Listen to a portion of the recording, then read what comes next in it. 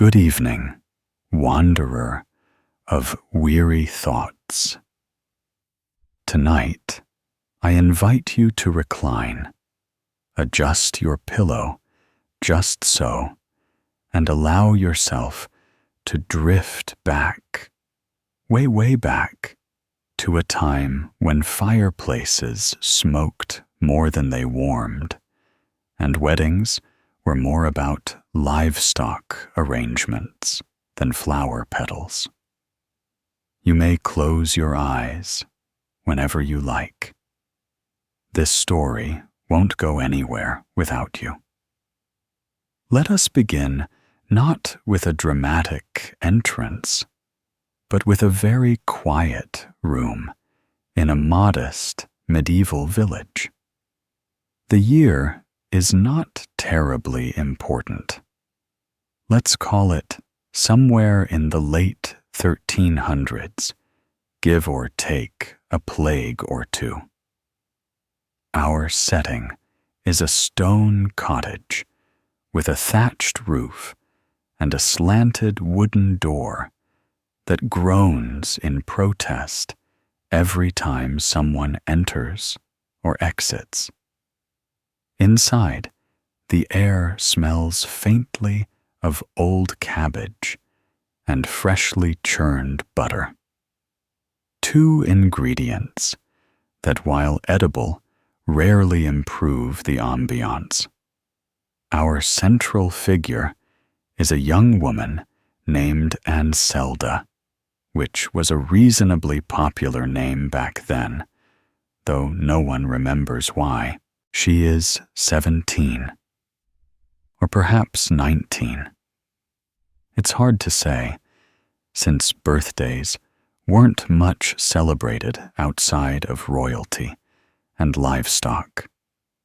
What we do know is that Anselda is preparing for her wedding, which is scheduled for this very afternoon, right after the midday bell, and just before the neighbor's goose is due to lay her suspiciously large egg.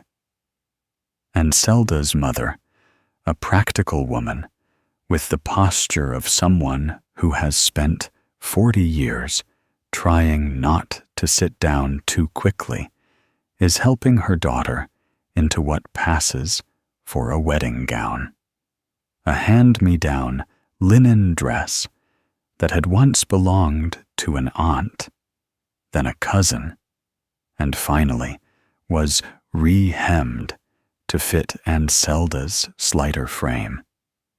It smells of lavender moths and responsibility. There is no lace, no corsetry, no dramatic train sweeping across a polished floor. Just linen, a rope belt, and a single copper pin shaped like a bird, perhaps a sparrow, or a slightly confused owl.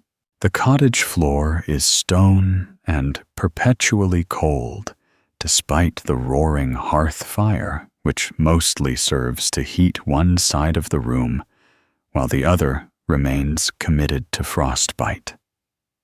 Anselda's bare feet shift carefully as she tries not to step on the family cat, a one-eyed mouser named Buttons, who had long since stopped caring for human sentiment and now claimed a full third of the hearth rug. There is a quiet hum of activity in the house, but not the jubilant kind you might expect before a wedding. No music, no laughter, just the slow creak of wooden furniture and the occasional cough from Anselda's father, who is outdoors chopping firewood while pretending he doesn't have opinions about marriage. You see, in medieval villages, like this one, marriage was not quite the sweeping romantic event depicted in modern fiction. It was more of a civic duty, a social glue. and if you were fortunate, a modest insurance policy against loneliness, starvation, or tax penalties. The ceremony would take place in the village chapel, a building known more for its drafty narthex than its piety. The priest, a thin man named Father Roop, had taken a vow of chastity, and also, unintentionally, a vow of moderate forgetfulness. He often confused couples' names during the ceremony, but no one corrected him because parchment was expensive, and getting remarried was a bother. Anselda's betrothed, a cobbler's apprentice named Tom, was considered a good match. He had his own boots, a steady if unexciting income, and all his teeth. This last trait was often remarked upon by the elderly, who found it both suspicious and admirable. Tom was known to speak in quiet tones, and had once donated a loaf of bread to a passing friar without being asked. These were not thrilling qualifications, but they were in village terms top shelf. Yet despite all this, Anselda felt the quiet weight of worry, not fear exactly, but the kind of anxious heaviness that settles in the chest when you're not sure what to expect, but suspect it might involve splinters or unsolicited advice. Wedding nights, after all, were not mysterious in theory. People in the village knew what they entailed, more or less, though rarely spoke of it outside of livestock analogies. What made it dreadful was the combination of public expectation, private confusion, and the utter lack of linens with any stretch to them. Her mother, in her practical way, offered no romanticized advice. She simply handed Anselda a small pouch of dried mint leaves to calm the belly, and reminded her not to cry too loudly, lest the neighbors think he's murdering a goose. Anselda nodded, folded the pouch into her sleeve, and resumed adjusting the veil, a thin scrap of netting held in place with a bread pin. It would flutter slightly when she walked, and that was its only ceremonial feature. Outside, the village bell rang, once, then twice. Tom was likely already waiting, standing in the cold outside the chapel, possibly rehearsing how to look both confident and humble. A delicate art, not unlike balancing a basket of eels. Anselda looked at herself in the cracked bronze mirror, the only one the family owned. It had belonged to her grandmother, who claimed it once showed her the future, but that had turned out to be a neighbor's reflection. Still, the mirror reflected a face that was calm, pale, and slightly shiny from goat tallow moisturizer. She looked like a bride, or at least someone trying very hard not to look like she'd rather be pruning onions. And with that, the door creaked open once more. Her father entered, hair flecked with sawdust, and gave a grunt that might have meant, "You look nice," or "Don't trip." Anselda stepped out into the wind veil, trailing behind like a reluctant kite and began her slow walk toward the chapel. The wedding would last 15 minutes. The feast afterward would include turnips, a boiled egg, and something described only as the stew. But the night was another matter entirely. That, dear listener, is what we'll explore in the next chapter. You may close your eyes now if you haven't already. There are 19 more stages ahead, and none of them move too quickly. The walk to the chapel was not long, but in soft leather shoes and a borrowed veil that kept slipping over one eye, it felt considerably more ambitious. Anselda stepped carefully, the morning's frost not yet melted, turning the dirt path into a mosaic of frozen puddles and hoofprints. Villagers leaned from doorways to observe with that specific brand of quiet interest reserved for small-town weddings and moderately unusual chickens. No one waved. One elderly woman did nod, but it was unclear whether it was at Anselda or simply part of her ongoing conversation with a dandelion growing through her doorstep. The chapel, a square stone building with one bell and 3 windows, loomed ahead, with its usual blend of stern indifference and ivy. The door warped by time, and the occasional goat stood slightly ajar. Inside, the air smelled of old candles and parsnips, a scent that had lingered since a wedding 2 weeks prior, when someone knocked over the soup cauldron meant for the reception. Anselda stepped inside, greeted by the sudden cool hush of stone walls and a narrow aisle lined with benches that had seen better centuries. Tom was already there, standing near the altar, shifting from foot to foot in a way that suggested either nerves or poor circulation. He wore his finest tunic, which had been brushed, patched, and stiffened with starch to the point of audible rustling.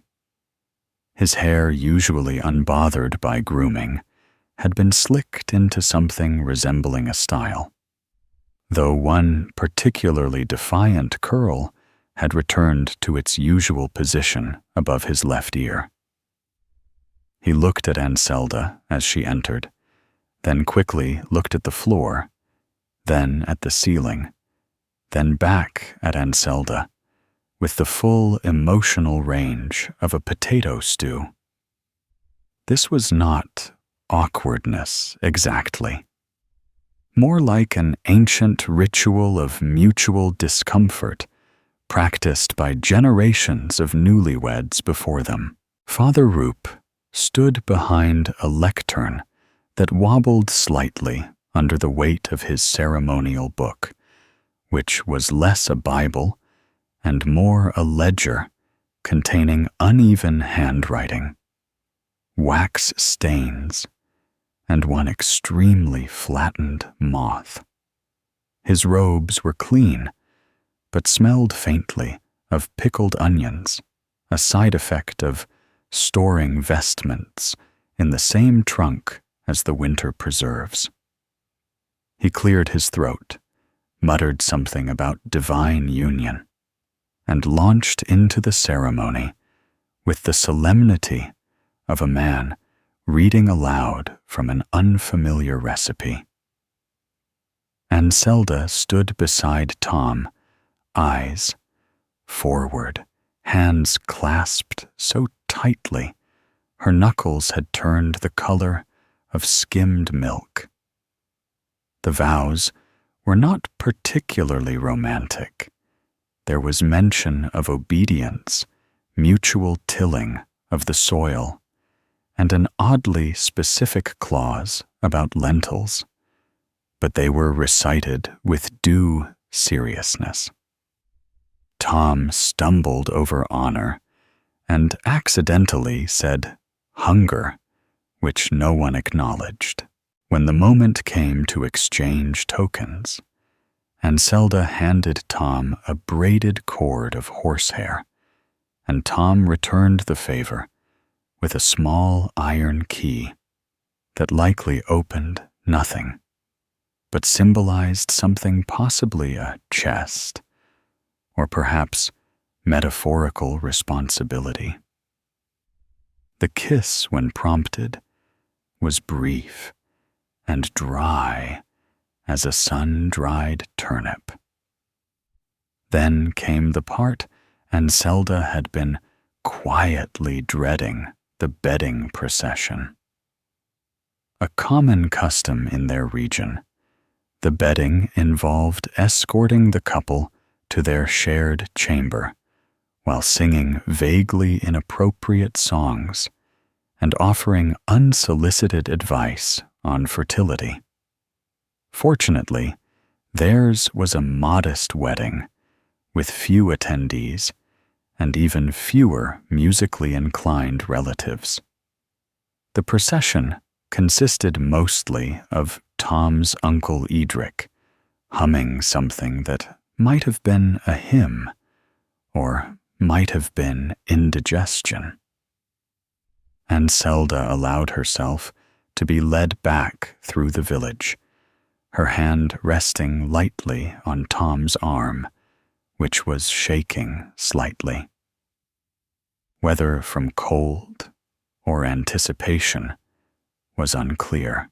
The cottage Tom lived in was smaller than Anselda's family home, but boasted a tiled roof, which was considered something of a status symbol, despite its tendency to leak with dramatic flair. Inside the hearth had been lit, and a modest bed made up with a fresh rush mat and 2 woolen blankets. One of these had a pattern of faded green stripes that looked in certain lighting like pickle stains. There was a stool, a table, a single wooden cup carved with what might have been a goat or a poorly drawn lion, and in the corner a carved chest whose lock had long since ceased to function. The bed, the hearth, the door, they all waited silently. And in that stillness was a kind of anticipatory dread, quiet as a mouse in a granary. Anselda stood awkwardly by the hearth, hands folded, while Tom attempted to remove his outer tunic and accidentally took the under tunic with it. There was a brief flurry of rustling fabric, a thump as he bumped the stool, and a faint ow that he tried to pass off as a cough. She looked away politely. He muttered something about the blankets being scratchy. No one spoke of what would happen next, not in detail, not aloud. It was understood the way thunderstorms or taxes were understood. Inevitable, unavoidable, and occasionally accompanied by sheep noises, depending on geography. Anselda moved toward the bed. Not quickly, not dramatically. Simply one foot, then the other, until she reached the edge and sat down the mattress, crunching softly beneath her. Tom sat beside her, still silent, still uncertain, his hand resting lightly on his knee. The fire crackled. Outside, a dog barked. The silence between them thickened into something almost physical. Neither knew what to say, and neither had to, for now. The fire in the hearth hissed and spat occasionally, reacting to the damp log placed too hastily atop its embers. It wasn't a lively fire, nor a confident one. It burned the way shy people speak at feasts reluctantly and with self-doubt. The cottage walls, thick with soot in the corners, and memories in the beams, enclosed the new couple in a space neither small enough to feel cozy, nor large enough to feel anonymous. Tom, now settled beside Anselda on the edge of the bed, picked at a fray in the wool blanket, with the focus of a man examining a very tiny, very complex map. Anselda, meanwhile, looked straight ahead at the flickering shadows on the opposite wall. One of the shadows looked vaguely like a duck wearing a crown, which was not comforting, but mildly distracting. Neither of them spoke for a long moment. There were no instructions, after all. No parchment labeled for what to do once the priest leaves, and everyone expects you to become a household. The village customs did not account for timidity or hesitation, only for outcomes preferably noisy, healthy, and eventually named after saints. The rush mat on the floor let out a creak, or perhaps a sigh as Anselda shifted her weight. It was hard to tell if Tom noticed. His shoulders were rigid, as though he were bracing for a weather event. He finally spoke, his voice cracking slightly, like old cheese. Would you like the warm side of the bed? This question, while well-intentioned, was puzzling, since the bed had no clear divisions of warmth. But it was kind, and Anselda gave a small nod of acknowledgement, though she didn't move. Tom cleared his throat in a way that seemed to apologize for existing. Outside, the wind had picked up. It rattled the wooden shutters and whistled through the gaps between wall and roof with the persistence of a door-to-door monk. One gust managed to extinguish the candle near the window, leaving the fire as the room's sole illumination. This was likely for the best. Candlelight had a way of making nervous faces appear either overly dramatic or mildly ghostly. Firelight, on the other hand, danced kindly. It blurred imperfections and turned hesitation into something soft. Tom stood abruptly, walked to the hearth, and adjusted the log, pretending to know something about fire maintenance. Anselda watched him, her expression unreadable, but not unkind. When he returned to the bed, he sat a little farther away, perhaps unsure of the rules. There were so many unwritten rules. How much space to leave, when to speak, whether to laugh if the bed creaked in a humorous way, and of course, the looming presence of the wedding night itself, which hung over them like a tapestry no one had ordered, but now must admire.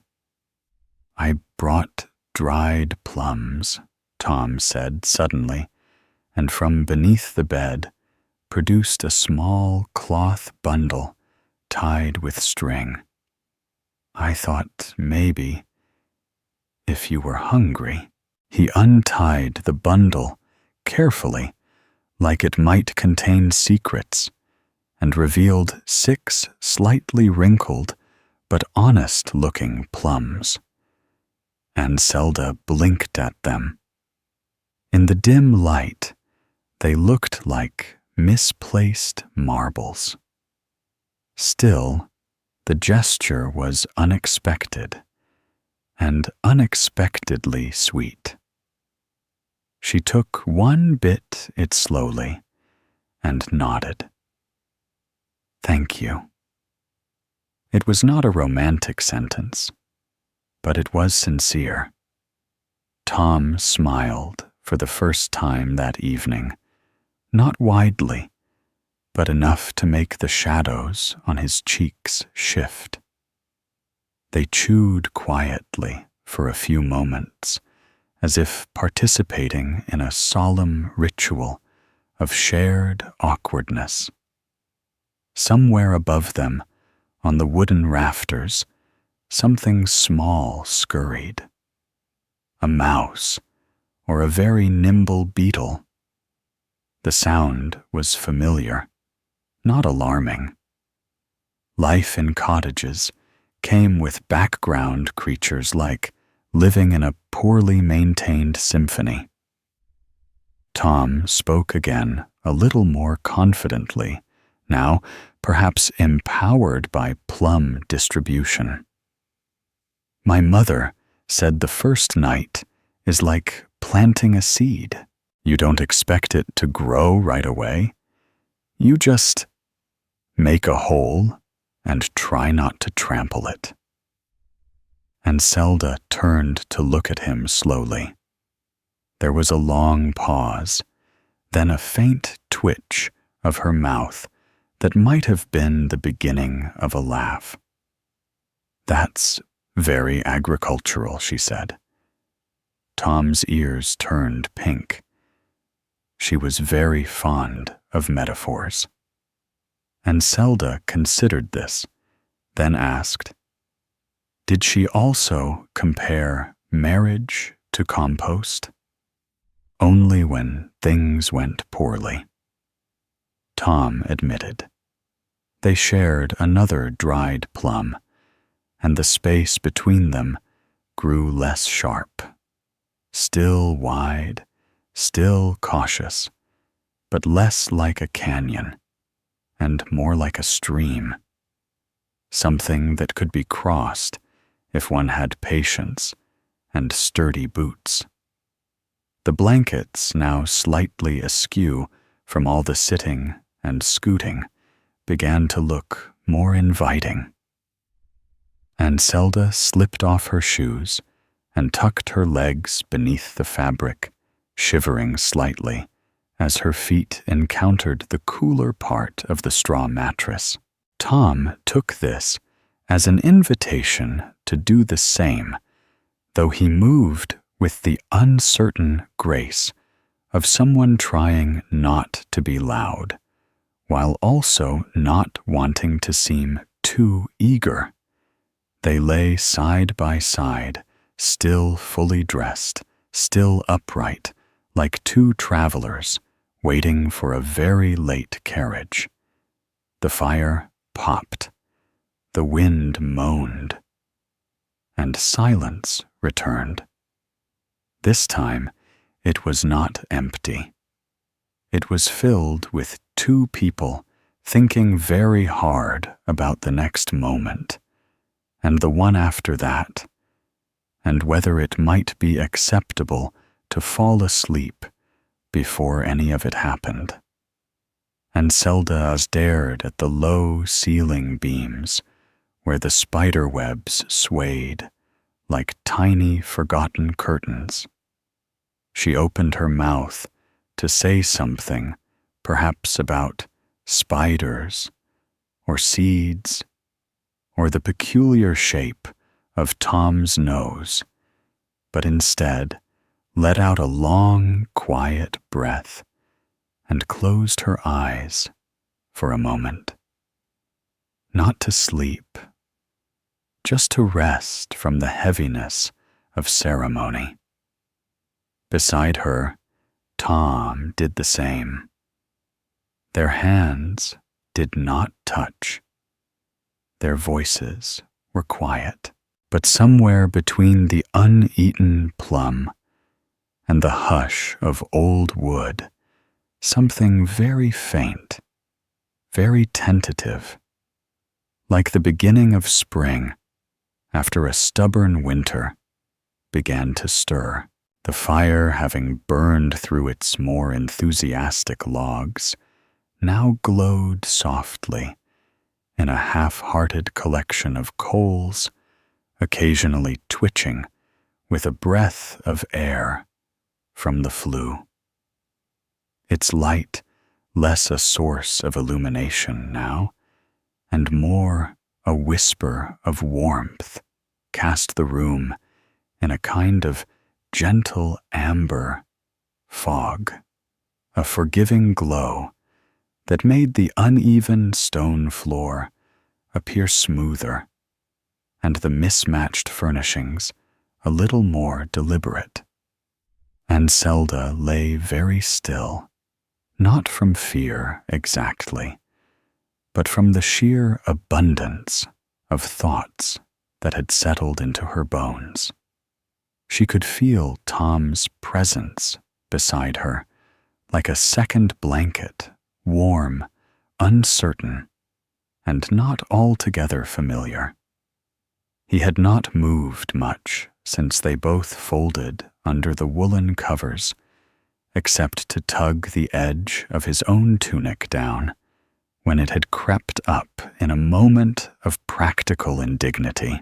The mattress underneath them crackled softly, with the complaints of overused straw, and every shift sent a tiny tremor through the bedding, as though the whole arrangement was deciding how it felt about this new chapter. And Zelda's hand rested near her chest, fingers curled lightly, as if cradling a memory, and her breathing had fallen into that tentative rhythm people adopt when they are trying not to seem too awake. She wasn't asleep. Not yet. Her mind drifted instead, wandering over the events of the day like a sparrow hopping across a cobblestone square. The ceremony, the stairs, the way her Aunt Matilda had elbowed the neighbor, when Tom nearly tripped on the chapel step, each moment flitted through her thoughts, not dramatically, but with a sort of dry, tired acceptance. The dried plum still lingered slightly in her mouth, a faint tartness at the edge of her tongue. Beside her, Tom cleared his throat very quietly, as if seeking permission to exist audibly, and Zelda opened one eye, then the other, and turned her head just enough to see him in profile. His eyes were open, too focused upward toward the shadowy crossbeam above them, where the occasional dust mote floated down like lazy stars.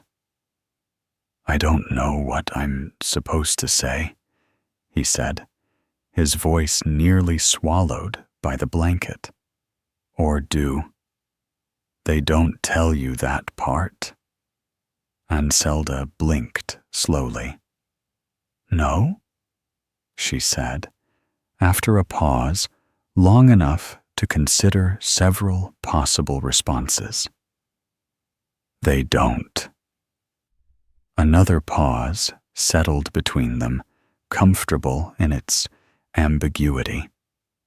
Tom shifted slightly, pulling the blanket a little higher over his shoulder. I thought maybe there'd be a moment where it all made sense, where I'd suddenly understand how to be a husband. But I still feel mostly like a cobbler who was handed a new set of boots and told to invent walking. Anselda made a soft sound, not quite a laugh, but something cousin to it. She considered replying, then let the silence stretch a bit longer before she murmured, maybe that's the trick of it. Maybe no one knows what they're doing. They just pretend they do until they can't remember not knowing. Tom turned his head slightly toward her, though not enough to break the comfortable not-facingness they had settled into. Do you feel different? He asked. She thought about this. About the dress, the veil, the walk, the plums, the bed. No, she said eventually, just more observed. Tom nodded. Slowly, the motion almost lost in the shadow. I kept expecting someone to pop in and announce we'd done it wrong. The walking, the eating, the sitting. The existing, Anselda added, and this time they both did laugh quietly, like children giggling during church. It wasn't rebellion, it was relief. She pulled the blanket up beneath her chin, more for the ritual of it than for warmth. The cottage had warmed slightly, or she had gotten used to the cold, or perhaps the nervousness that had lived behind her ribs all day had finally tiptoed out for a breath of fresh air. What happens tomorrow? She asked, though not with worry. More like one might ask about the weather, distantly, and with no real expectation of accuracy. Tom exhaled through his nose. Shoes, probably. And you? Anselda thought for a moment. There's a basket of lentils I promised my mother I'd sort. She said if I left them too long, they'd start to grow legs. That's how you get bandits, Tom said solemnly. Tiny ones. They steal salt and chew the corners off bread. And they always wear hats. Little ones, he agreed. They lay in companionable silence after that, the way a meadow lies still under a cloud. No urgency, no declarations, just breath and blanket and the odd creak of a rafter remembering its age. At some point, without announcement, Tom rolled onto his side, not toward her, but into that curled-up position of someone giving their back to the world without quite turning away from it. His foot brushed against hers, not deliberately, but not unkindly either. She didn't move away.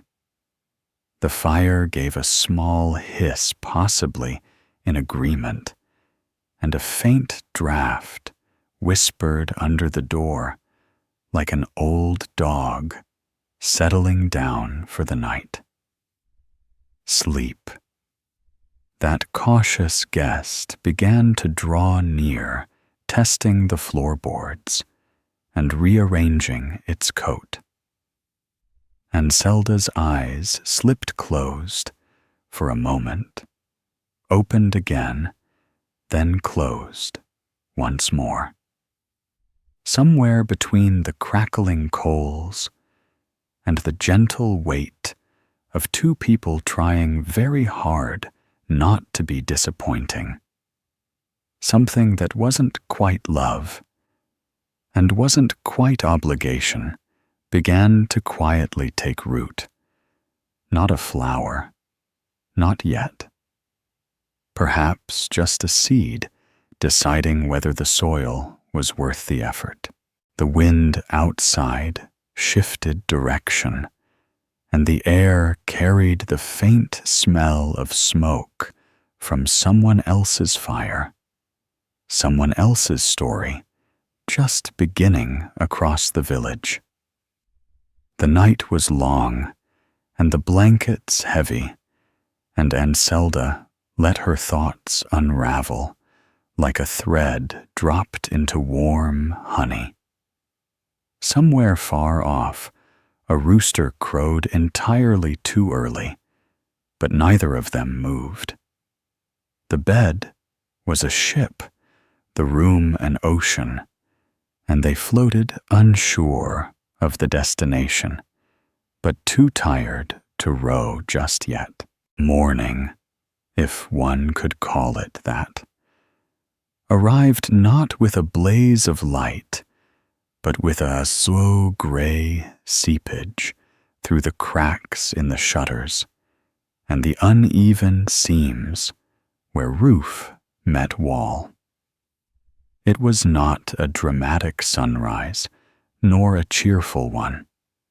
It simply happened the way damp socks happen, or the soft realization that one has slept in the same position long enough to lose all sensation in an elbow.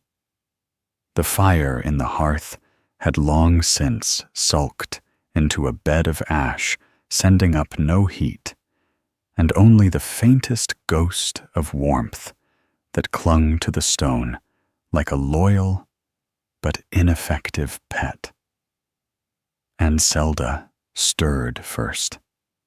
Not all at once, but gradually, as if surfacing from a very deep, very unspectacular lake.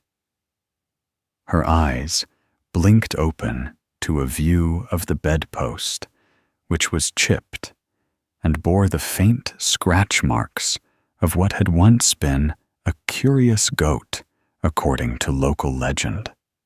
Her hand, still beneath the blanket, had gone numb where it had curled beneath her for support.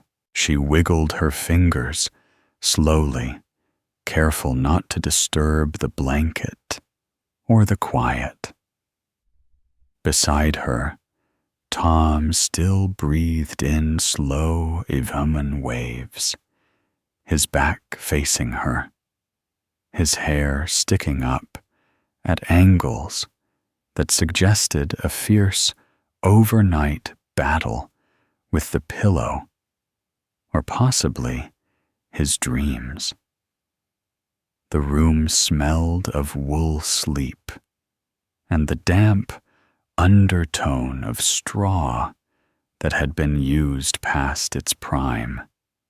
Somewhere outside, a cow let out a low complaint that faded into the fog, and a distant clatter suggested the baker was already awake, knocking flour from his morning tools with his customary lack of subtlety. Anselda didn't rise immediately. She stayed where she was, warm beneath the covers, her thoughts moving gently through the night's memories, like a hand through barley.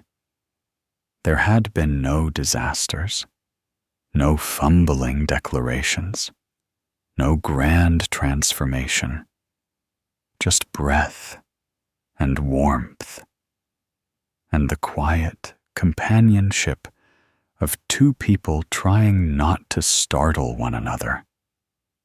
It hadn't been dreadful. It hadn't been remarkable. It had simply been, and for that she was quietly, privately grateful.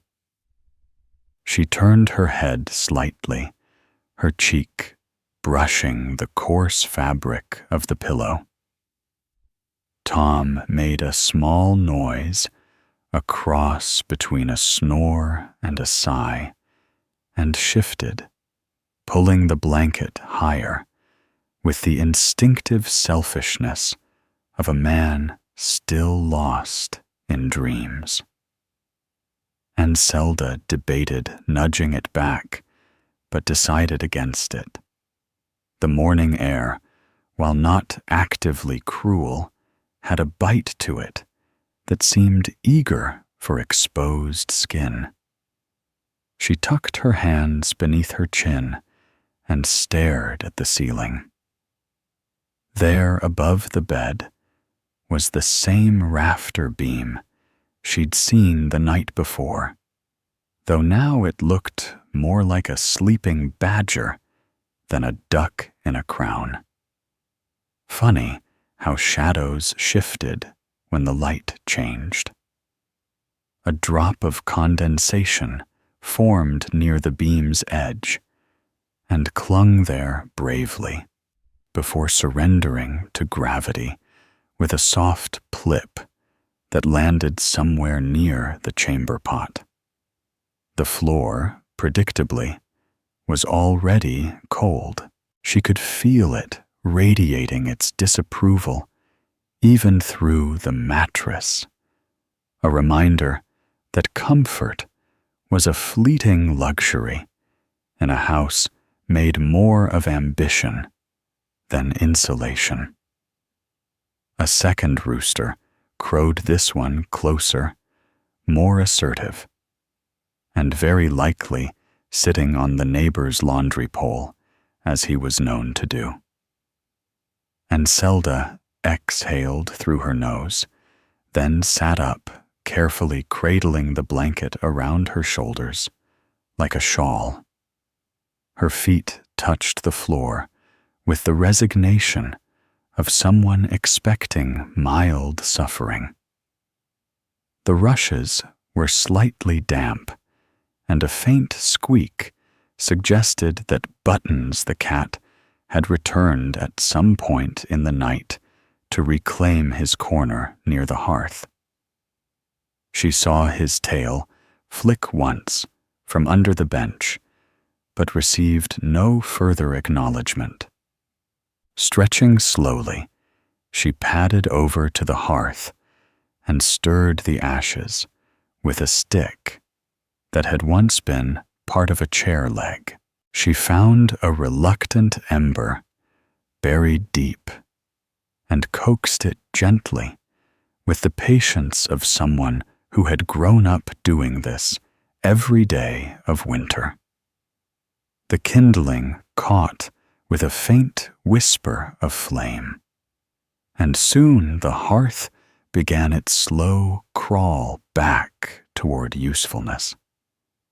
Tom stirred behind her, mumbling something incomprehensible that included either bread or thread, before rolling onto his back and blinking at the ceiling as if it were a surprise. And Zelda did not turn around, but said, "I've relit the fire. You can stay in bed if you like. I'm going to fetch water." Tom made another noise, agreeable, she thought, and possibly nodded, though it was hard to confirm from across the room. She pulled on her outer skirt, still smelling faintly of onions from yesterday's dinner, then wrapped a shawl around her shoulders, pinned it at the throat, and took the water jug from its hook by the door. The cottage door, stiff from overnight chill, resisted her push before giving way with a groan loud enough to wake a more enthusiastic rooster. The morning outside was quiet in that muffled, fog-wrapped way that made everything seem slightly underwater. Frost clung to the path like spilled salt, and the air smelled faintly of wood smoke and distant bread. The well stood only 30 paces from the cottage door, but each step required negotiation with the uneven stones and the occasional patch of stubborn ice. She passed the neighbor's goat, who regarded her with unearned suspicion, and reached the well without incident. The crank creaked as she lowered the bucket, the rope slipping through her hands with a familiar rhythm. The sound of the bucket hitting the water echoed faintly upward like a coin dropped in an empty cup. She waited a moment, then hauled it back up, water sloshing, and her breath puffing in little clouds as she worked. As she walked back, jug slung in the crook of her arm, the first real beam of morning light sliced through the fog and struck the path ahead of her. It was a thin blade of gold, no wider than a ribbon, but it caught on the frost and lit the stones like they had been dusted with diamonds.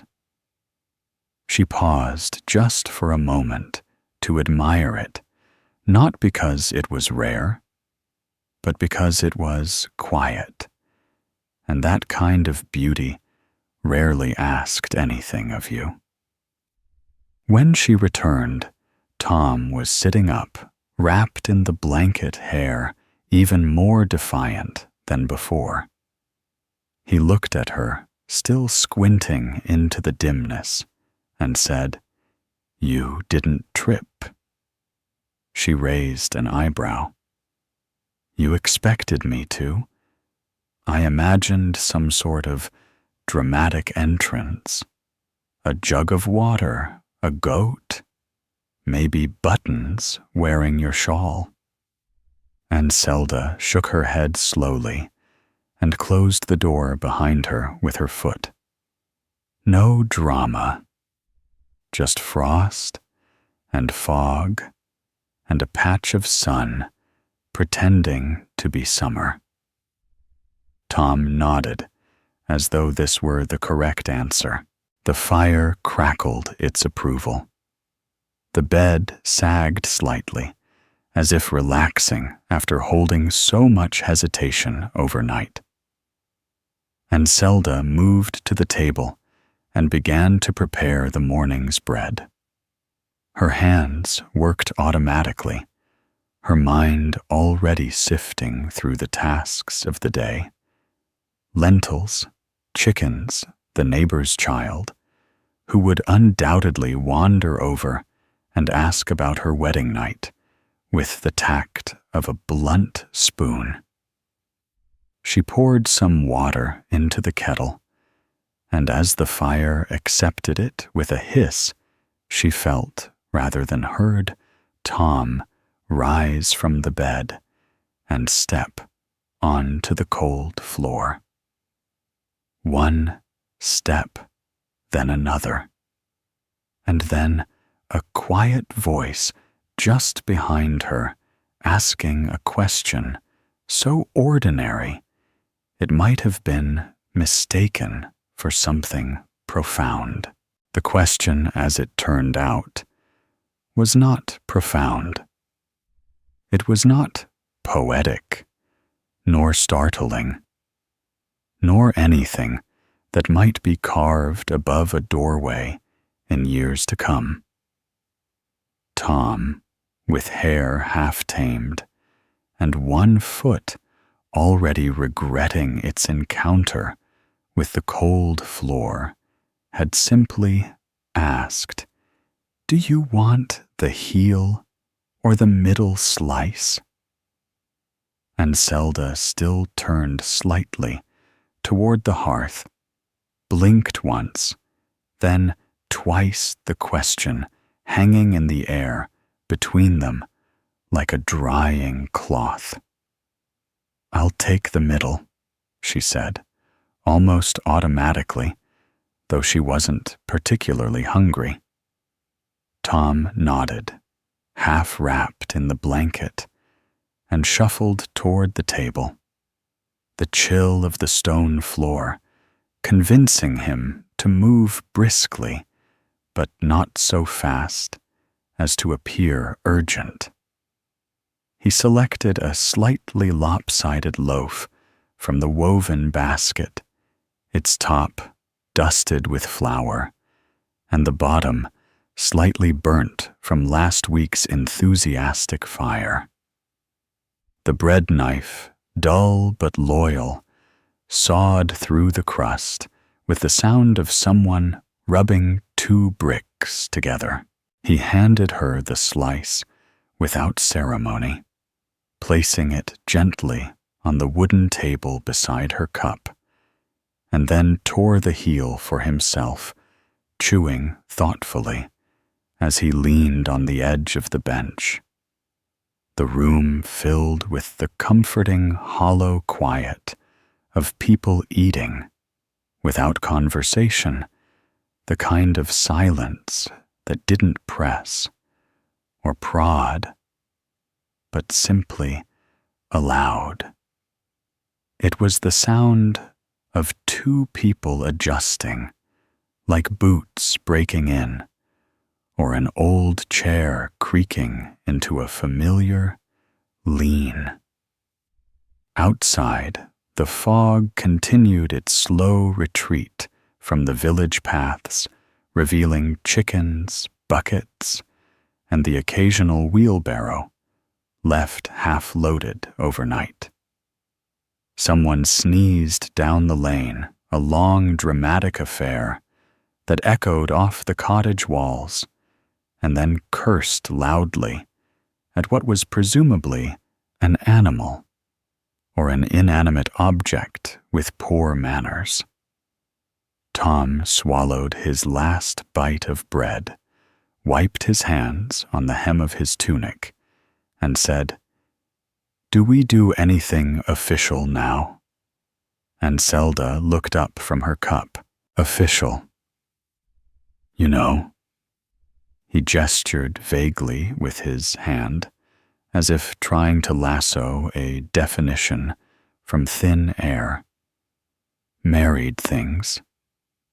Is there a task list?" And Zelda tilted her head, pretending to consider this.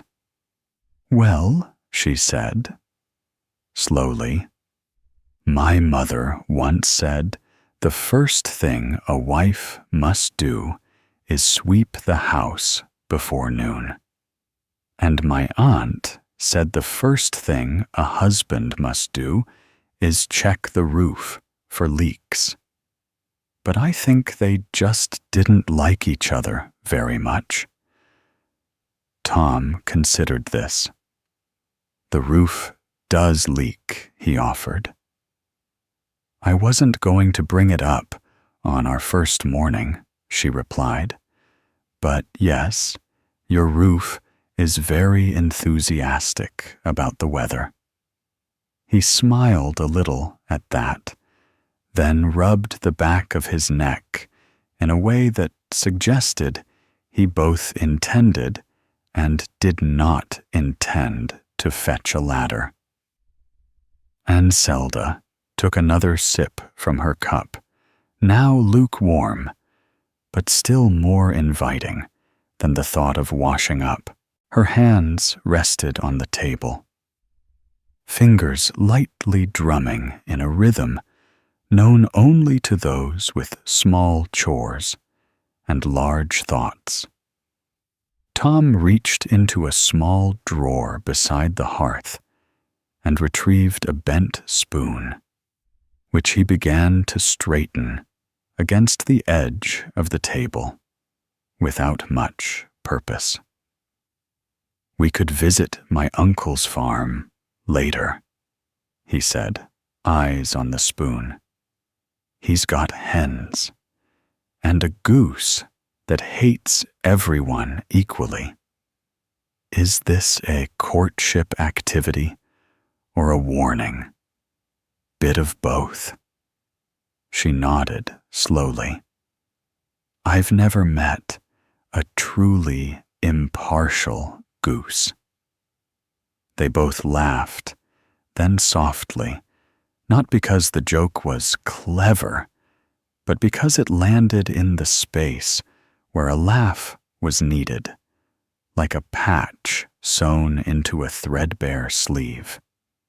Tom, encouraged by the warmth in her tone, said, "You know, I didn't expect it to feel like this." "Like what?" "Like two people in a room." And Zelda set down her cup. "Is that good or bad?"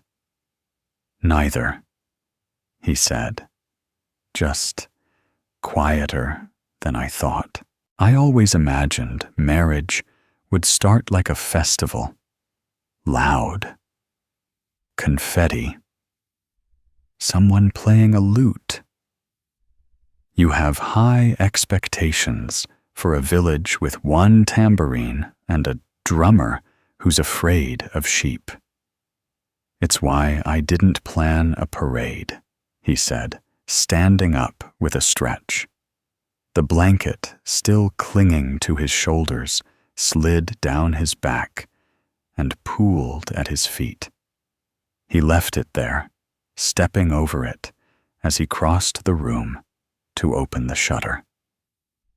The light outside had grown bolder, filtering in with a golden insistence that made the dust in the air seem choreographed. "It's not so bad," he said, looking out over the frost-hazed garden. "Being two people in a room." And Zelda rose slowly, joints stiff but not sore, and walked to stand beside him. From the window, she could see the narrow trail leading away from the cottage, the hedge with the stubborn blackbird, and the pond that had frozen just enough to look treacherous without offering any real danger. "It's enough," I think she said, not looking at him. "At least for a morning." He didn't reply right away. Instead, he reached up to adjust the wooden shutter, which had developed a wobble in the hinge. It groaned in protest, but stayed in place. "Do you want to walk a bit later?" he asked. "The path to the orchard isn't muddy yet. Might be nice. What would we be walking for?" "To be seen," he said, "by the neighbors and the geese." She nodded. "That makes sense." They stood together a while longer, not touching, not speaking, just observing the world with the tentative camaraderie of people who had recently agreed to share both a roof and a future. The cat, now fully awake and in search of breakfast, leapt silently onto the bench and began grooming himself with the air of one who expected others to take notes. The fire let out a small belch of smoke, and then settled again. The day was beginning in earnest now, with pots clanging in distant kitchens and dogs barking at nothing in particular.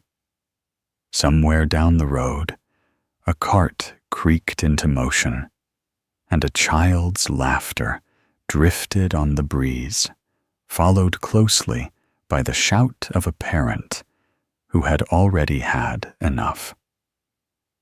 Tom picked up the bent spoon and placed it carefully back into the drawer, then turned toward the hearth with the look of a man about to make a declaration. But instead of speaking, he reached for the kettle and gave it a gentle swirl, then paused the thought unfinished on his tongue as Anselda stepped past him toward the door, her hand already on the latch. Anselda's hand rested on the latch, cool metal under warm fingers, as if even the door itself was unsure whether it wanted to participate in this new version of the day. She didn't push it open right away. Instead, she glanced back over her shoulder, not out of hesitation, but because it still felt unfamiliar to leave a space knowing someone else would remain in it. Tom still holding the kettle with one hand, and the idea of a sentence he hadn't said in the other, met her glance with a tilt of his head, the kind that asked, "Should I come too?" without using any sound. She gave the slightest nod, not so much an invitation as an agreement. They had, after all, been walking side by side in silence since yesterday. The door opened with its usual argument, a low groan followed by a reluctant creak, and the smell of the outside crept in wet grass, smoky air, a hint of something baking in a distant kitchen that made her stomach remember it hadn't truly finished breakfast. The world beyond the cottage was coated in a fine layer of dew, clinging to leaves' puddles, and the occasional bit of laundry that had been forgotten on the line. Tom stepped forward, pulling his cloak around his shoulders as he joined her, the fabric smelling faintly of beeswax and chimney soot. They didn't speak as they walked down the small stone path leading away from the cottage. The stones irregular and spotted with moss shifted slightly underfoot, like they were considering mutiny. A pair of hens scratched lazily near the fence, watching the couple with mild interest, but no particular loyalty. Somewhere off to the left, a dog barked in the hollow, not alarmed, just opinionated.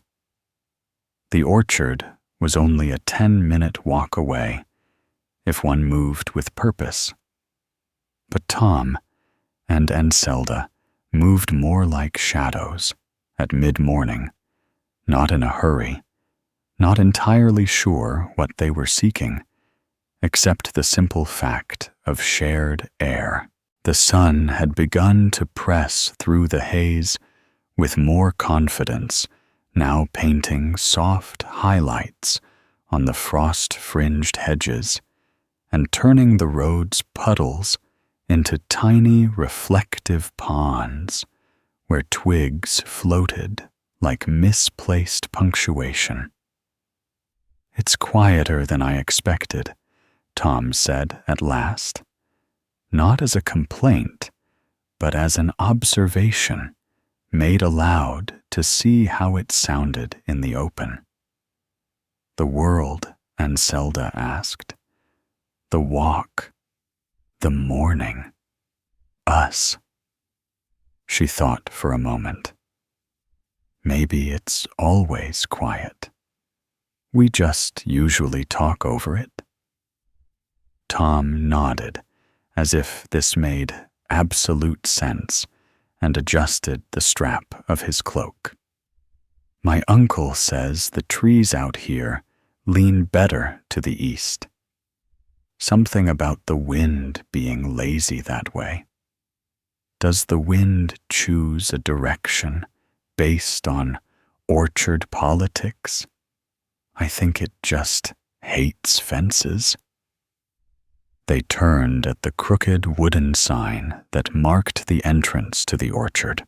The sign had once read Stavrel's Pears, but now simply said S.L.'s AAS, the missing letters, long since stolen by weather, and a particularly determined woodpecker.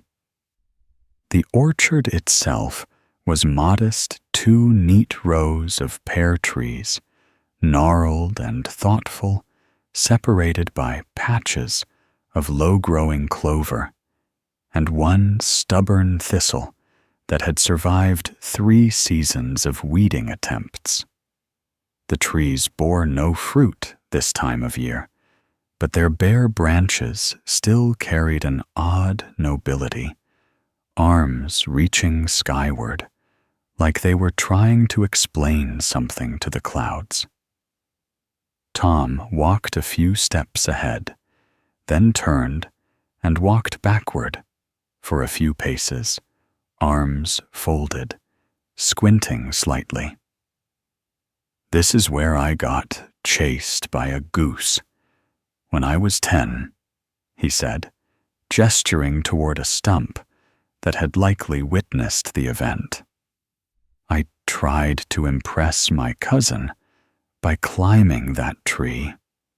Didn't notice the nest. Did the goose win absolutely?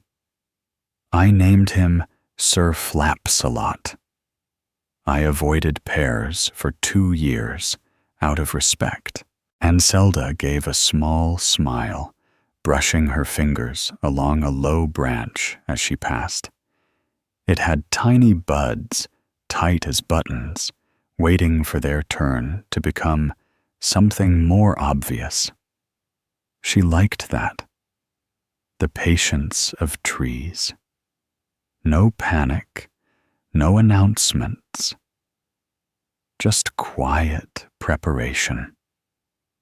I don't think I've ever walked here, she said. Passed by, yes, but never between the rows. Not much to see, unless you enjoy seasonal neglect, Tom said. Or unless you enjoy noticing things no one else bothers with. He glanced at her, startled a little, as if unsure whether to take it as praise or prediction. You do that a lot, he said. Notice things. Someone has to. Otherwise, the world just gets away with too much. They walked on in silence, for a while, their feet brushing through old leaves and the thin beginnings of new grass. The orchard sloped slightly upward, giving a modest view of the fields beyond where a single cow stood, chewing something with great deliberation. Tom pointed. That's Marta's cow. It has opinions about carts. Does it share them frequently? Only when no one's listening. A breeze passed through, then gentle and apologetic, stirring the edge of Anselda's shawl, and making the trees shift slightly, their dry limbs knocking together like a quiet council of wooden elders. Tom bent to pick up a fallen pear twig, snapped it between his fingers with a satisfying crack, and then tucked the pieces into his pocket without explanation. And Zelda watched, but didn't ask. Some things didn't require a reason. They stopped at the far edge of the orchard, where a low stone wall ran unevenly between two large oaks, marking the line between cultivated space and the bit of forest that had never quite agreed to be tamed. Here the world grew stiller, the kind of stillness that belonged to places with deep roots and shallow footprints. And Zelda sat on the wall without asking if it was permitted, the stones cold through her skirt, but not unwelcoming. Tom leaned against the nearest tree, one foot resting on a jutting root. "Do you think we'll always be like this?" he asked. "Walking, talking about trees and cows and stolen goose battles." She tilted her head, considering. "It depends." "On what?" "On whether we keep pretending the world isn't listening." He frowned. "You think it is?" "I think it remembers," she said. "Every time someone walks a path or says something true under a tree, the world tucks it away somewhere, like breadcrumbs or warnings." Tom looked around slowly, as if the trees might be nodding in agreement. "Then I hope it remembers this. The quiet, I mean, and the lack of geese. The geese always return," she said, "eventually." He didn't ask if she meant that literally or not. The light had shifted again, brightening just enough to promise a clearer afternoon. Somewhere far behind them, the church bell chimed, once muffled by the orchard's distance. A signal, perhaps, or just a coincidence. And Zelda stood, brushing a bit of moss from her hem. Tom straightened as well, hesitating just long enough to see if she would lead the way back. She did not move. Not yet. She was looking at the stone wall, as if it might say something if given another minute. The stone wall said nothing, of course. It was just a wall, the kind that had been there long enough to forget why it had been built in the first place. Its gaps filled with moss that clung like old stories, and lichen that crept slowly without asking anyone's permission. Still, and Zelda looked at it for a moment longer. Not because she expected revelation, but because looking gave her an excuse not to move. The breeze shifted again, bringing with it a scent that might have been damp leaves, or the faint edge of smoke from a distant cooking fire. She reached out and touched one of the stones, her fingers brushing the rough, cool surface as though greeting it politely. Tom stood nearby, not intruding, one hand resting on the strap of his cloak, and the other loosely curled around the small, broken twig he'd collected earlier.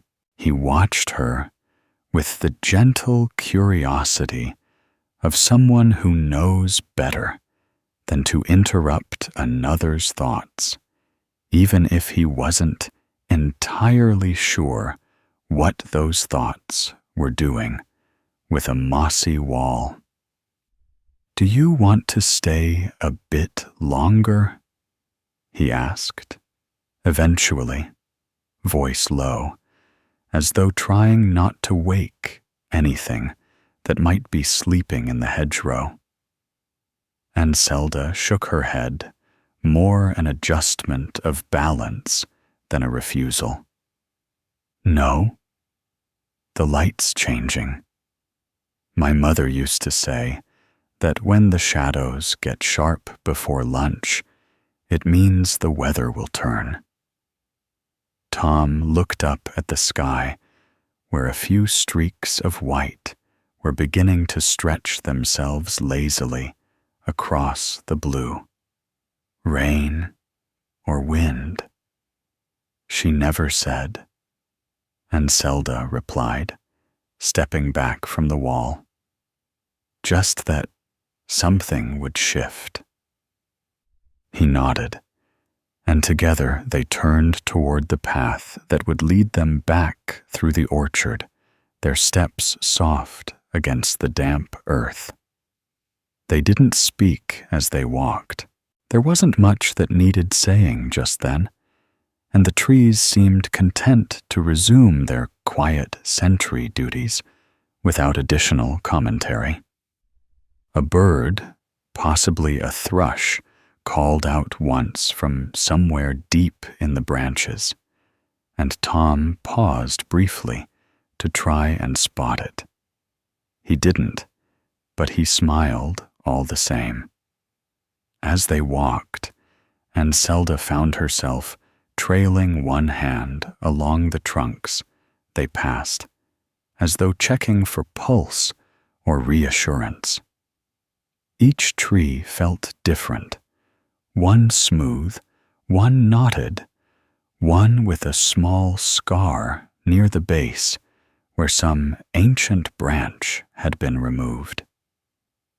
These weren't her trees, not in any formal sense, but they had stood near her village for all the years of her life, growing their rings quietly, not asking for much attention. Tom walked slightly ahead now, still holding the broken twig, which he occasionally flipped in his fingers. Like a coin, he had a way of moving that made it seem as though he expected something to appear on the path at any moment, a wayward chicken, perhaps, or a cart missing a wheel. Not because he was anxious, but because life in a small village had taught him that unlikely interruptions were more common than most people admitted. At the edge of the orchard, just before the crooked sign, Tom stopped and turned around. "I forgot to show you something," he said, and Zelda raised an eyebrow. "You've kept a secret out here this whole time." "Not a secret, just something I didn't know was interesting until I thought you might think it was." He stepped off the path and walked toward a small rise near the oldest of the pear trees. It wasn't much of a hill, really, more a stubborn bump in the land that the roots hadn't bothered to straighten. At the top was a low wooden plank, weathered gray, half buried under leaves. He bent and brushed it off, revealing a flat surface scratched with lines, some deliberate, some clearly the work of bored children with sharp stones. "We used to pretend this was a map," he said, tapping the surface. Each line led to treasure, or escape, or a bakery, depending on who was playing. And Zelda stepped closer, crouched slightly, and studied the plank. The carvings were worn, but still visible. A zigzag path, a spiral, a triangle with what might have been a duck inside. Did anyone ever find anything, she asked. Tom grinned. Once my cousin found a copper button under that tree, claimed it proved the map worked. Wouldn't let anyone else dig after that. She traced one of the grooves with her fingertip, feeling the way it dipped and turned. Did you ever try following it? Only once. I got lost for an hour and ended up in the nettles. Came home with red knees and a bad mood. My mother said I should have taken the triangle path. Naturally, and Zelda murmured, triangles always point the way. Tom crouched beside her. Now the two of them leaning over the relic, like archaeologists of their own childhoods. He reached out and added a new line, just a small one running off the edge in a gentle curve. Where does that one lead? She asked. Not sure yet, he said, but if we ever come back, we'll follow it. She nodded once slowly, and then stood, brushing off her hands. The wind had shifted again, just slightly, and the light filtering through the branches had gone from golden to something more silvery, the kind of light that made your breath look like it had somewhere to be. They returned to the path without another word, the orchard falling behind them, with the kind of grace that only comes from being entirely indifferent to human presence. The sign still hung crooked, the missing letters, not in any hurry to return. Back on the main lane, the village began to reappear in pieces. First the leaning fence near the cooper's yard, then the tiny chapel bell tower, and finally the thatched roof of their cottage, barely taller than the hedgerow beside it. Buttons was perched on the windowsill, one eye squinting at a passing beetle with deep suspicion. He flicked his tail as they approached, then vanished inside, as if to pretend he hadn't been waiting. Tom opened the door first, stepping aside for Zelda, without making a ceremony of it. The inside of the cottage smelled of warm stone and a bit of smoke from the fire that had either rekindled itself or never quite gone out. And Zelda stepped inside, hesitated just long enough to set down her shawl, and turned toward the table where their breakfast dishes still sat. She picked up a cup, examined it for crumbs, and then refilled it from the water jug, handing it to Tom with an absent-minded sort of care. He took it, his fingers brushing hers, and for a moment they both looked at the same spot on the floorboards where the morning light had fallen earlier, now replaced by a thin strip of shadow. She glanced up, ready to say something, not a question exactly, but the kind of comment that asks for company in thought, and found him already watching her, waiting without pressure, the broken twig now resting on the table between them. Tom didn't look away when Anselda met his eyes. It wasn't a bold stare, not the kind you'd find in courtship tales with knights and blushing maidens, and the occasional poetry carved into apple trees, but rather a steady, resting kind of look, the sort you gave a familiar trail before walking it again. The steam from the cup curled lazily upward between them, forming the briefest veil of motion, as if the air itself was stretching before deciding whether to speak. Anselda reached for the spoon on the table, the slightly bent one Tom had fussed with earlier, and turned it absent-mindedly in her fingers, the metal cool and slightly rough from years of use. "Do you think," she began slowly, voice barely above the ambient creaks of the house settling, "that marriage is supposed to have a plan?" Tom sipped from the cup, paused and lowered it carefully. "A plan like a recipe, or a plan like a map?" Either, she said, still spinning the spoon, or both. "I just wonder if someone's meant to hand us a scroll and say, 'Here's how you proceed. Day 1, talk about firewood. Day 2, discuss ducks. Day 3, make important decisions about which side of the bed belongs to whom.'" Tom chuckled, rubbing a thumb along the rim of the cup.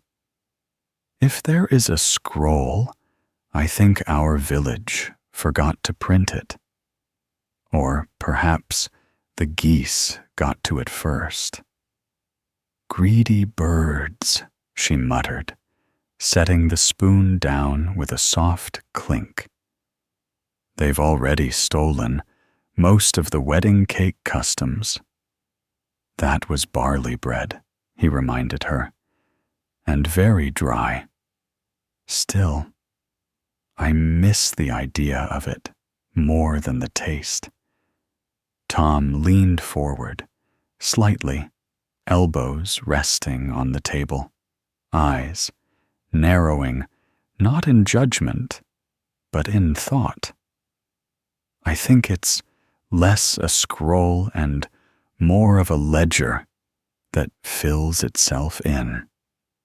A line here for today's walk, a scribble there for the bent spoon, a blank space we'll look back at and wonder what we forgot.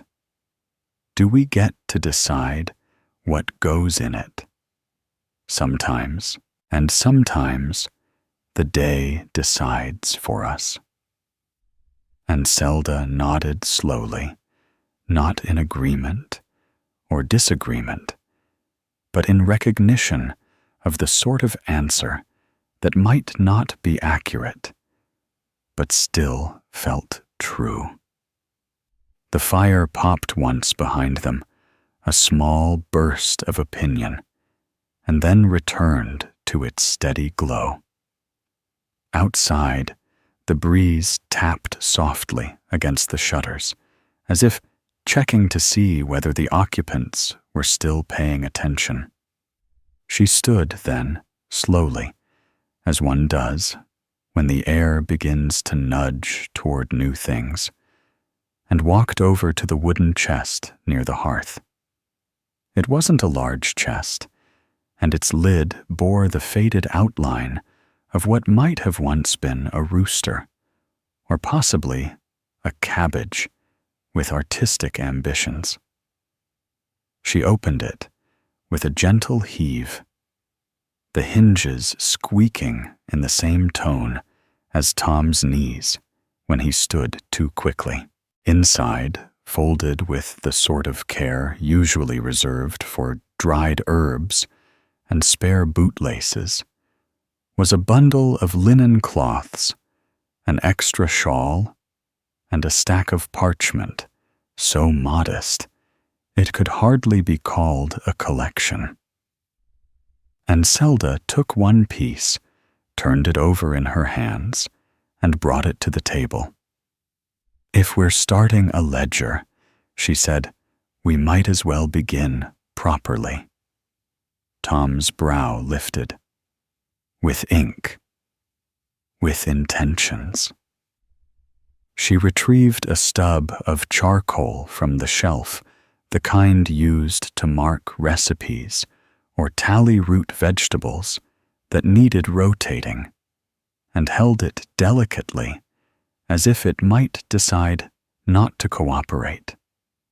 Today, she said, we write what we did. Tomorrow, we see what we remember. Tom smiled, setting his cup aside and adjusting his seat. "Do we include breakfast?" "Of course," she replied. "History demands context." She leaned over the parchment, made a small mark in the corner for the date and approximation. Really, since calendars were more aspirational than factual in the village, and began to write in slow, careful strokes, woke before the second rooster. Bread was uneven, fire reluctant, walked to the orchard, discovered no pears, one old map, and one memory of a goose. She looked up at Tom. "What else?" He didn't answer right away. Instead, he reached out, touched the edge of the parchment with one finger, then pointed. "Write this. No one fell. Not even once." She added it, her lips twitching in a nearly smile, and handed him the charcoal. He hesitated, then wrote in his own handwriting, smaller, loopier, uncertain, but earnest, shared quiet. Found a new path on an old plank. Did not ask where it led. That seemed enough. They stared at the paper for a moment, then set it aside to dry. The ledger, if it could be called that, sat in the center of the table, like a promise whispered into folded linen. And Zelda reached for the extra shawl, the one from the chest, and folded it again, even though it was already neat. Tom stood and moved toward the hearth, poking at the coals with a stick that had once been part of a broom handle. The kettle hissed a soft protest against being ignored too long. The cottage felt smaller now, not because of the space, but because of the attention. Everything had been noticed, even the bent spoon, even the stub of charcoal, now resting in the bowl of walnut shells and faded buttons. Tomorrow, and Zelda said, we should visit Marta's fence. She's convinced it's moving. Is it only when no one's watching? Tom nodded, as though this made perfect sense. That'll be a fine entry for the ledger. Day 2. Suspicious, fence, continued fog, and a particularly indecisive cow, and Zelda walked to the window, opened the shutter slightly, and let the daylight slip in like a lazy cat.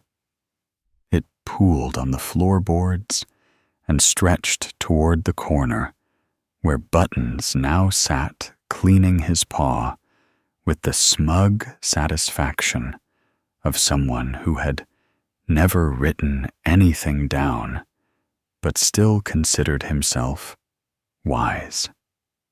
She turned back, her expression unreadable, but peaceful, the kind of peace that came not from quiet, but from having done something small and entirely one's own. I think she said at last that today is nearly full. Not done, just full. Like a shelf that doesn't need more books, but isn't ready to be dusted yet. Tom crossed the room, gently set the broken twig next to the parchment, and said, "We'll add to it later. Something always arrives when you think you've already finished." And then, as if summoned by the idea, there came a knock at the door, soft, tentative, the kind of knock that expected to be met with a raised eyebrow, or at least a sigh, and Zelda raised her own eyebrow at Tom, who looked back with a mix of curiosity and resigned amusement. Neither of them moved right away.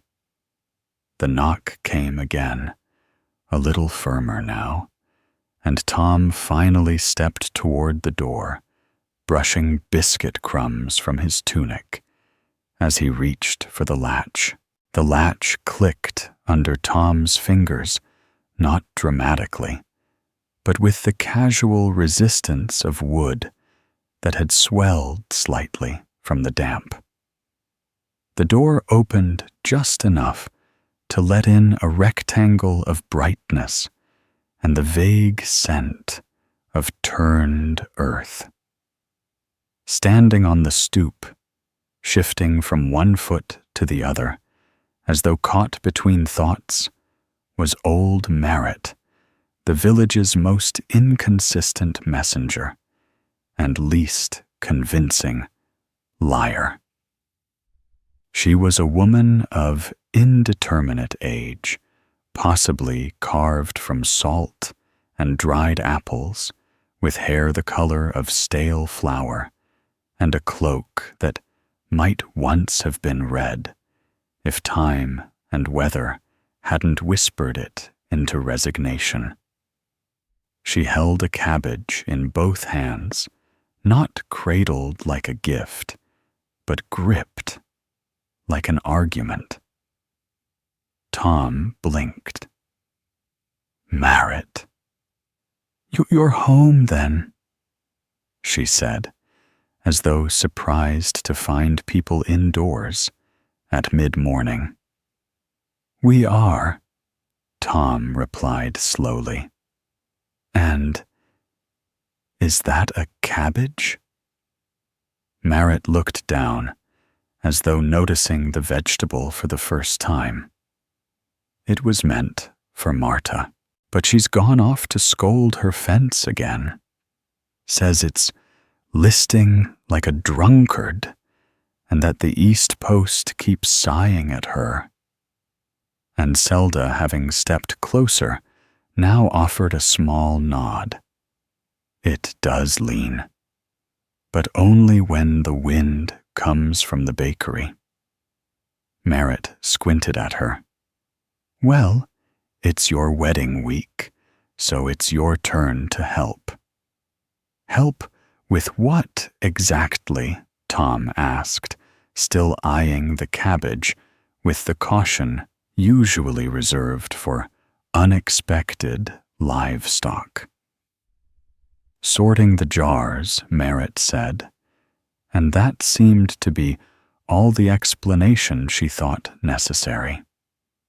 She shoved the cabbage into Tom's hands and turned back down the path without further clarification.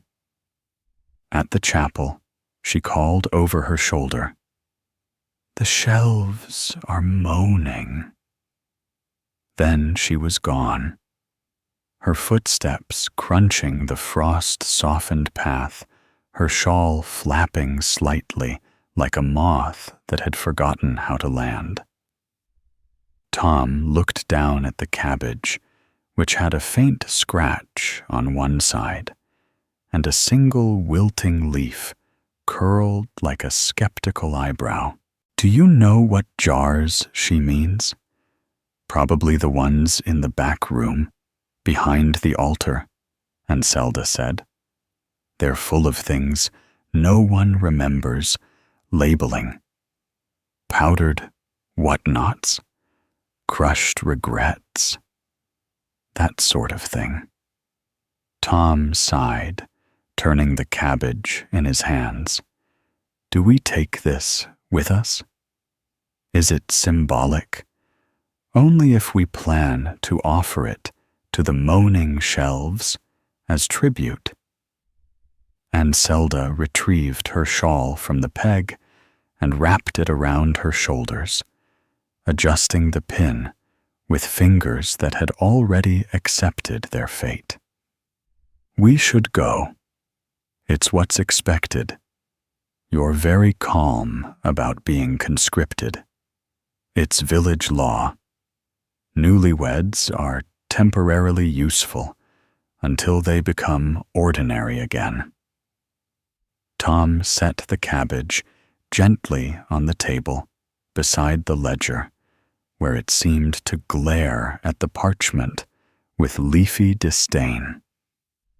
Then he retrieved his own cloak, checked that the fire would behave itself in their absence, and joined her at the door.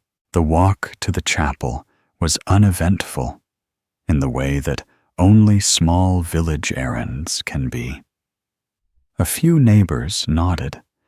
One called out something about the weather being ambitious, and Buttons appeared briefly near the bakery, only to vanish again when confronted by a horse of dubious temperament.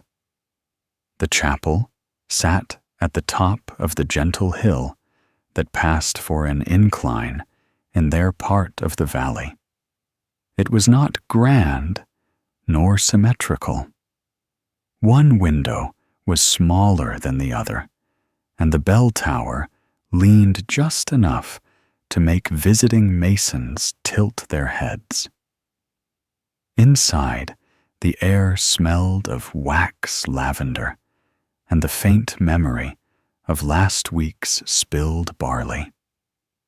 They entered through the side door, which groaned less than expected, and made their way to the narrow room tucked behind the altar.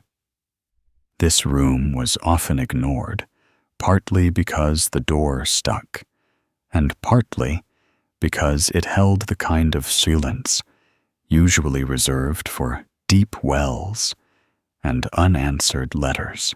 Shelves lined the walls, sagging gently under the weight of jars filled with herbs, powders, buttons, dried flowers, and other things that had once been vital and were now merely mysterious.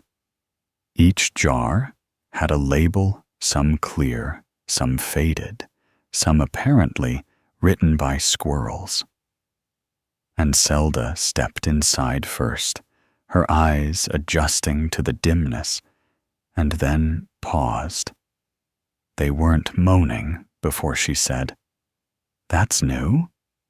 Tom followed, ducking slightly under the low lintel, and listened.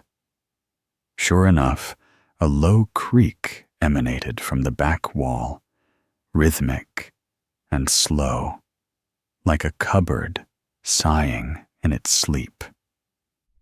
"Well," he said, "either the shelves are sad, or they're full of ghosts with opinions about pickling.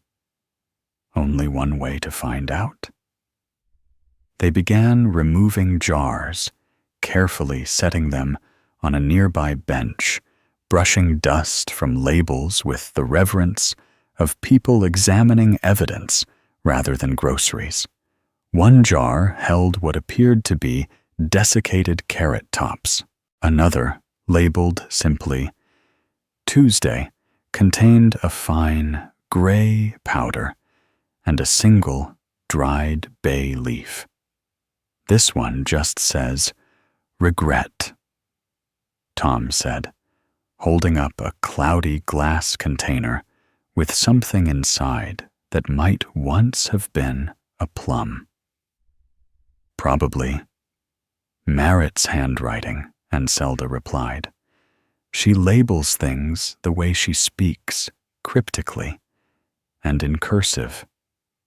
They worked in silence for a while, stacking the jars into vaguely sensible groups, edible, questionable, floral, and ask someone else.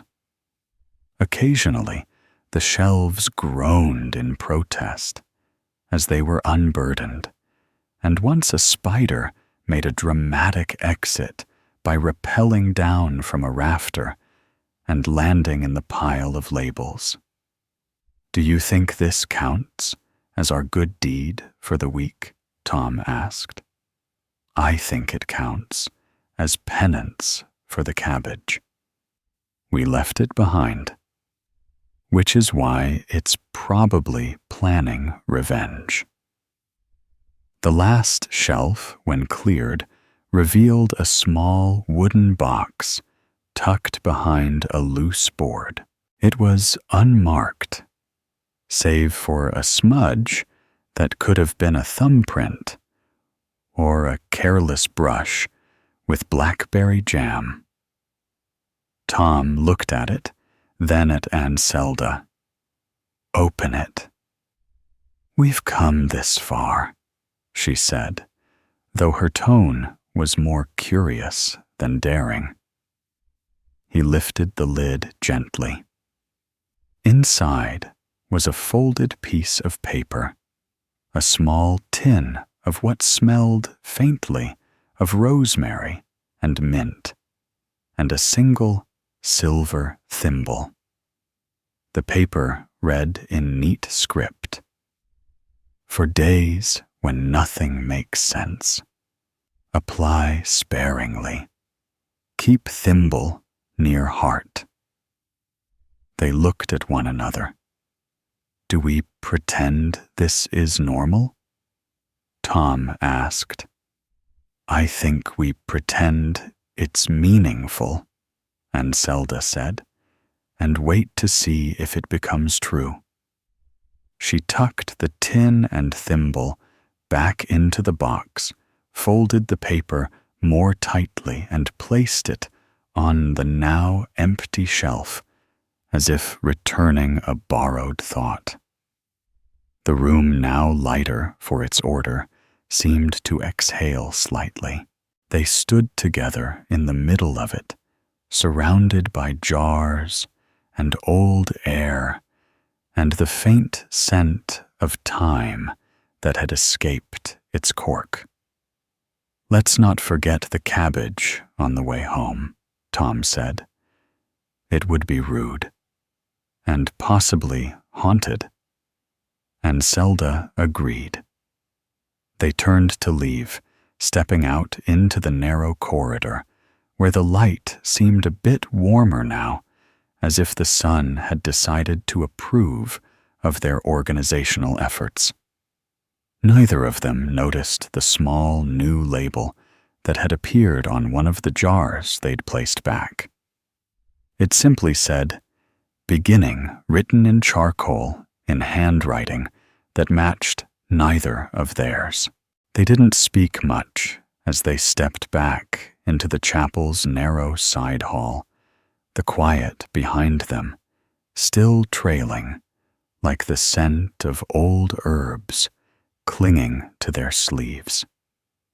Tom reached out to steady the door as it closed with a soft thud, and the hinges gave one final philosophical sigh before settling into stillness. The light, filtering through the warped chapel windows, had taken on that middle-of-the-day slant that made everything look slightly too tall and mildly surprised. And Zelda adjusted her shawl with the absent-minded precision of someone returning from a task that, while peculiar, had not gone entirely wrong. Tom rubbed his thumb along the curve of the key he'd used to lock the supply room, though no one had asked him to. The key itself had been hanging beside the door on a nail so ancient it might have come with the chapel. Outside, the wind had picked up ever so slightly, tugging at the branches of the sparse trees that bordered the chapel path. A few early leaves, unsure whether to commit to the season's turning, drifted lazily across the ground like hesitant dancers. They paused at the top of the hill, both of them glancing toward the village below, as though it might have changed shape in their absence. It hadn't, of course. The thatched roofs were still uneven. The smoke still curled from the chimneys with polite persistence, and Buttons could just be seen in the distance, sitting atop their own cottage roof in a way that suggested deep disapproval or mild amusement, possibly both. "We forgot the cabbage," Tom said suddenly, as though it had just whispered an insult from its perch on the kitchen table. "We did," and Zelda replied. "Do you think it noticed? I think if it didn't before it has by now." He shifted slightly, looking down the slope. "Should we go back for it?" "We should. Not because it matters, but because it'll sit there like a metaphor if we don't." He nodded solemnly, and they began the descent back toward the cottage, the hill gentler than it looked, but still just enough to make one aware of one's knees. "Do you think," Tom said after a few moments, "that the box was meant for us? The one behind the shelf?" "Yes. The note, the thimble, the salve." It all felt oddly prepared, like someone knew we'd find it. And Zelda thought about this. Maybe it was meant for whoever needed it next. And we happened to be next. But who puts a thimble in a box and tells you to keep it near your heart? Someone who lost a needle. One too many times, she said. Or someone who believes protection can come from small, round things. Like buttons, Tom offered. Or biscuits. Or cabbages, she added, depending on how tightly you hold them. As they reached the path near their cottage, the familiar creak of their garden gate greeted them.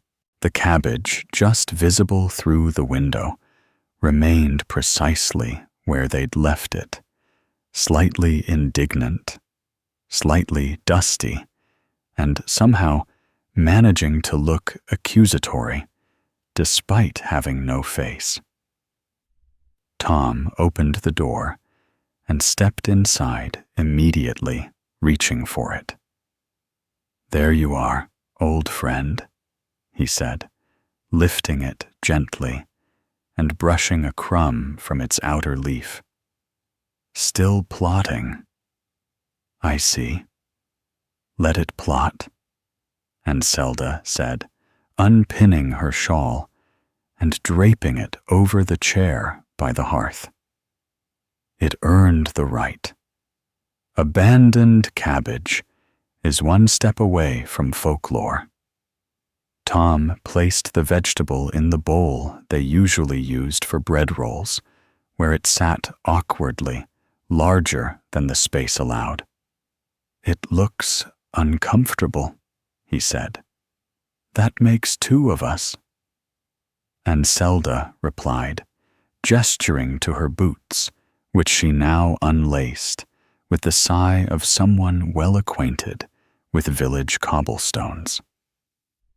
The fire, though not ambitious, had maintained enough heat to avoid complete collapse. Tom poked it absently, not to stir the coals, but more as a gesture of recognition. We should add the jars to the ledger, he said, and the box, and the cabbage. Obviously.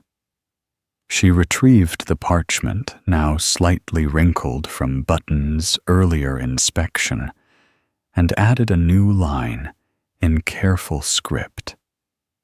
Sorted the moaning shelves. Found a box of odd advice. Rescued a cabbage from social obscurity. That sounds like a proverb, Tom said, peering over her shoulder. Or a warning. Maybe both, she replied. That's how you know it's working. The sun had crept a bit further down its arc by now, casting long shadows from the window that reached almost to the legs of the table. Tom leaned back against the wall, arms folded, watching the dust float lazily in the light. Do you believe in objects carrying meaning? He asked suddenly. Like thimbles or spoons? Not always, Anselda said, but I think some things ask to be noticed, and some things wait until you're quiet enough to notice them. He nodded slowly, like a shelf moaning, or a cabbage refusing to be irrelevant. They sat in silence for a few moments, the kind that doesn't need to be filled, each caught in their own small spirals of thought. Eventually, Anselda reached into the cupboard and pulled out a pot. Soup, she said. Cabbage deserves a dignified ending. Tom didn't argue. He simply took the knife from the hook and began slicing the leaves, falling with little thuds like damp paper. The soup didn't take long. A bit of onion, a pinch of dried thyme, some leftover barley. The smell soon filled the room, warm and earthy, anchoring the day in something tangible. They ate in companionable quiet, each spoonful a small ritual, the kind that made one feel like the day had decided to sit down and rest alongside them.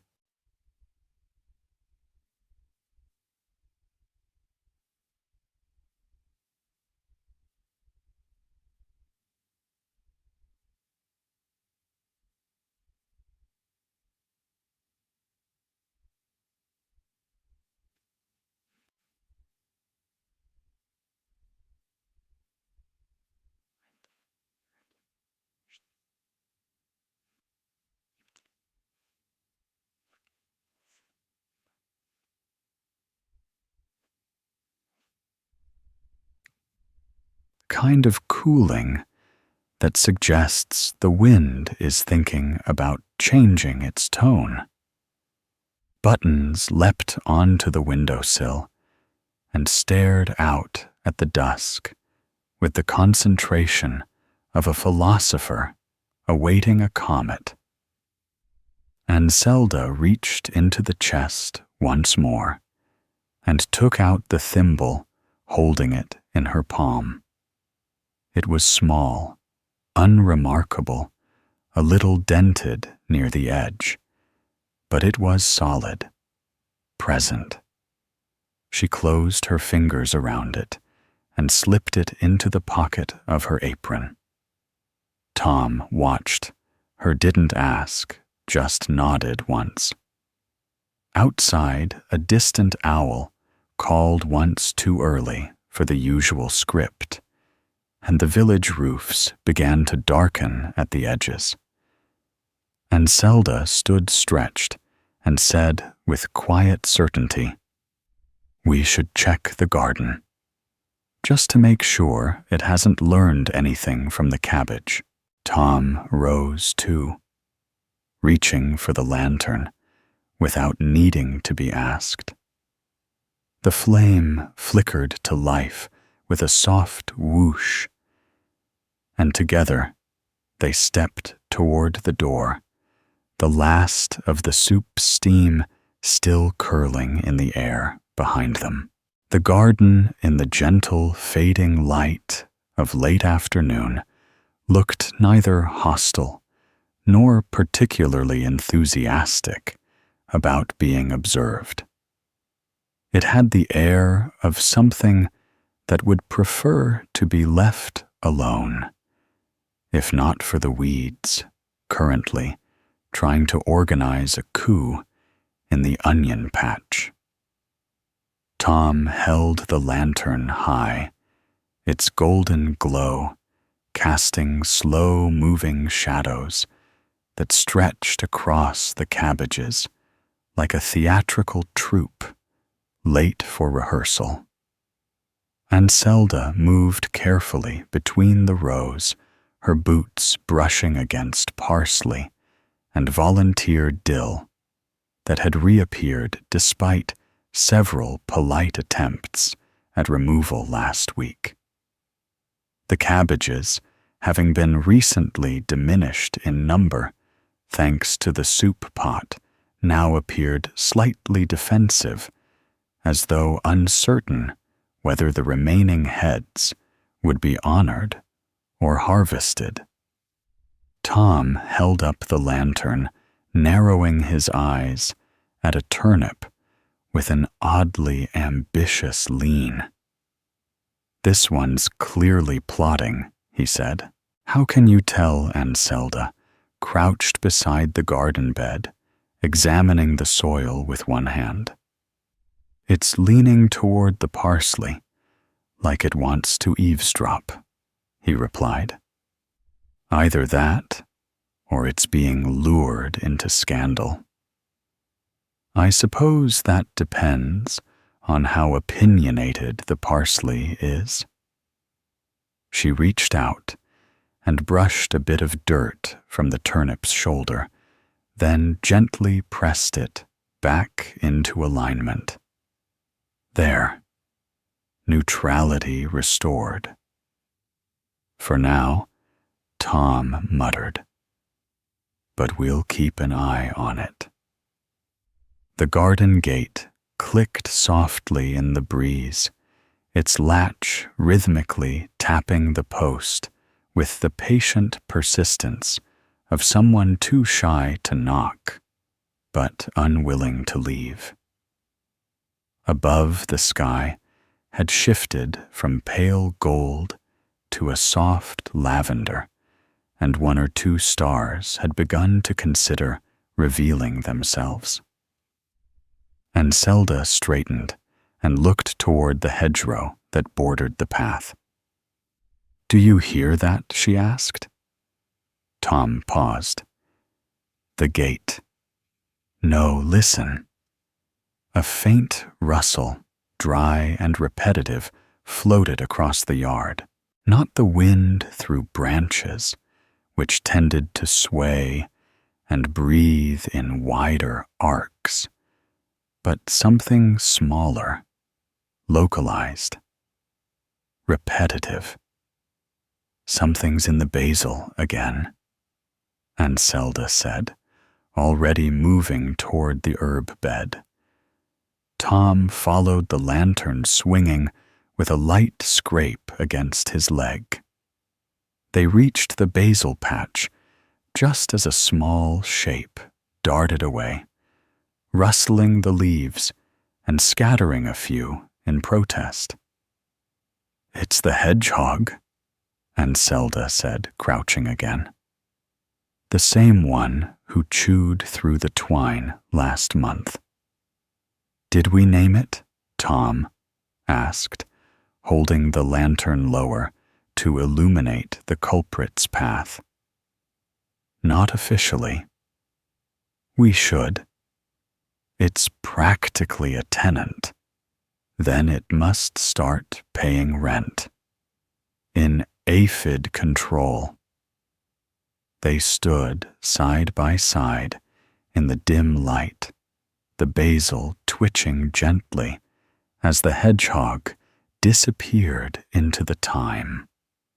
The lantern cast a warm pool on the soil, making the pebbles glow faintly. "Do you think it's always going to feel like this?"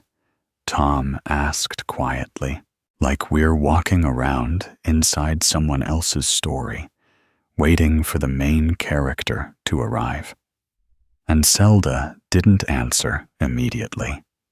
She took a step toward the edge of the garden, where the earth sloped slightly downward into the neighbor's field, her fingers trailing along the fence as though she might hear something through the wood. "I think the story keeps waiting for us to realize." "It started already," she said. "Most people don't notice until they're halfway through the third chapter, and something strange happens with the soup." So the soup was the moment. It might have been the thimble she admitted, or the note. Tom turned toward her, the lantern between them, its light catching the faint outline of her face as the dusk deepened. What if there are more boxes with thimbles or other small advice, like a cracked teacup with instructions for patience? Exactly. Or a comb that whispers compliments only on Tuesdays. It would explain why Merritt only smiles on Wednesdays. "We should ask her," Tom said, carefully. Anselda took the lantern from his hand and began walking slowly along the garden's edge. The light danced across the soil, glinting off dewdrops that had begun to form like tiny pearls of half-made decisions. "We should make our own box," she said after a moment. "Something to leave behind for whoever walks in after us. A box of advice. A box of something. Anything. One line. One object. Something that doesn't make sense until it does. Like a bent spoon." Exactly. They reached the edge of the garden and paused. Tom looked toward the road where the shadows had thickened, and the familiar shape of the village was now outlined in soft darkness. A few lights twinkled in windows, each one a separate scene playing out in parallel. "Do you think other people feel it?" he asked. "The shift?" "Not always," she said. but they sense the difference between quiet and silence, between stillness and waiting. And what are we doing? I think we're listening. A breeze tugged at the edge of her sleeve, lifting it just enough to make the thimble in her pocket press lightly against her hip. She touched it through the fabric, a simple gesture that grounded her more than she expected. "Let's leave a mark tonight," Tom said, stepping back toward the cottage. "Not for anyone else, just so tomorrow has something to nod at." "What kind of mark?" "Something simple. A gesture, like rearranging the shoes by the door. Too subtle. Setting the table for 3. Too alarming." "Then what?" He stopped at the base of the garden path, picked up a flat stone and turned it over. Beneath was a coin not valuable. Just one of the small tokens the village sometimes used for barter at the autumn fair. He held it out to her. This, that she agreed. Together, they walked back to the cottage, the coin nestled between them, in Tom's palm, the lantern light stretching ahead like a promise quietly unfolding. They didn't speak as they crossed the threshold. The fire was still flickering, the spoon still resting beside the parchment, and the cabbage bowl now empty, save for a leaf that had chosen to curl itself into a perfect spiral. And Zelda took the coin and set it in the center of the table, where the parchment ledger curled gently at the corners. Tom nodded, took up the charcoal, and added one more line. "Buried coin beneath the garden stone. In case anyone ever forgets." We listened. The thimble remained in her pocket. The hedgehog did not return.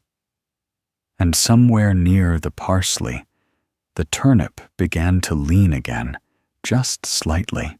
Morning returned the way it always did in late autumn, reluctantly, and only after the sky had exhausted its supply of excuses. The light that crept into the cottage was the pale, watery sort that made everything look slightly less certain, as if the furniture might shift when no one was watching. And Zelda awoke first, though she did so without moving her eyes open, just enough to see the lines of the window pane and the gentle rise of steam from the kettle that Tom had apparently already set on the stove. The air smelled faintly of ash and thyme, with a suggestion of damp wool. She considered whether rising was worth the effort. Eventually, the kettle whistled not urgently, but in the tone of someone clearing their throat politely for the 3rd time. Tom crossed the room, wrapped in his cloak, and lifted it from the heat, pouring the water into 2 mugs that waited like well-behaved guests on the edge of the table. He didn't speak right away, which was fine. Mornings in the cottage had developed a rhythm, a pattern of small acknowledgments and shared silences. And Zelda sat up, pulled her shawl around her shoulders, and accepted the mug he held out without comment. "The window's doing that thing again."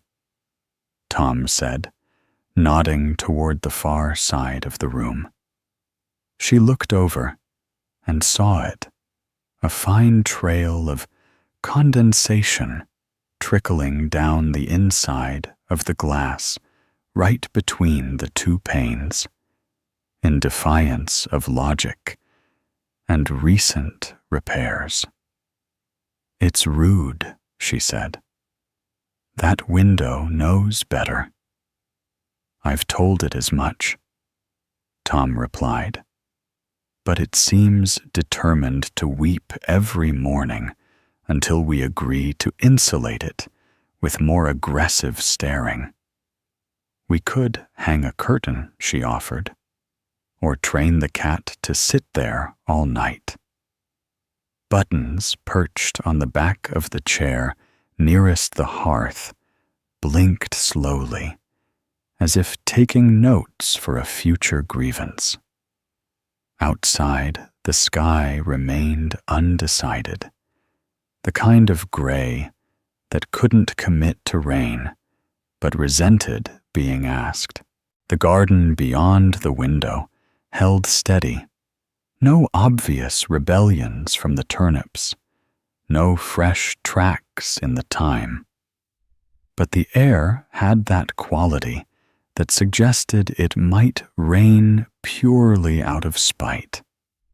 And Zelda stood moving, with the slow deliberation of someone negotiating with their knees, and retrieved the ledger from the table.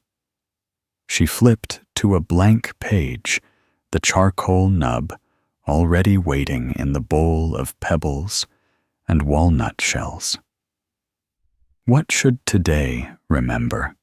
she asked. Tom sipped his tea and stared at the ceiling. That the window betrayed us, that the tea was warm, that the turnip remains unconvinced of its innocence. "Fair," she said, writing with a careful hand. "Window leaks again. Tea acceptable. Turnip mood unchanged." She hesitated, then added, "No visitors yet." Suspiciously calm. Tom finished his tea, set the mug down with a soft clink, and reached for the broom that leaned as always beside the door. "The dust has multiplied," he said. "It's formed communities. Let them pay rent," and Zelda replied, retrieving a cloth from the cupboard. "Or at least contribute to the garden discussions." They cleaned with the kind of efficiency that comes not from enthusiasm, but from having run out of reasons not to. The floor swept easily. The hearth rearranged its ashes with minimal protest, and the chairs, once shifted, resumed their stoic positions with only the mildest creaks. And Zelda dusted the shelf above the hearth, where small objects had begun to gather an acorn cap, a smooth stone with a faint spiral, a thimble-shaped bit of bark that Tom had claimed might be prophetic. As she lifted each item, she paused, not so much to examine it, as to acknowledge it. "Do you ever think about who else might have dusted this shelf?" she asked. Tom, still sweeping, paused. "Like, before us, before anyone, before the shelf was a shelf, when it was still a tree." He considered that. "Do you think the tree knew it would end up here?" "No," she said, "but maybe it hoped to be useful. Or warm.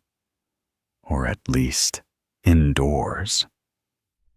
They worked in silence for a bit longer, dust and thoughts settling in equal measure.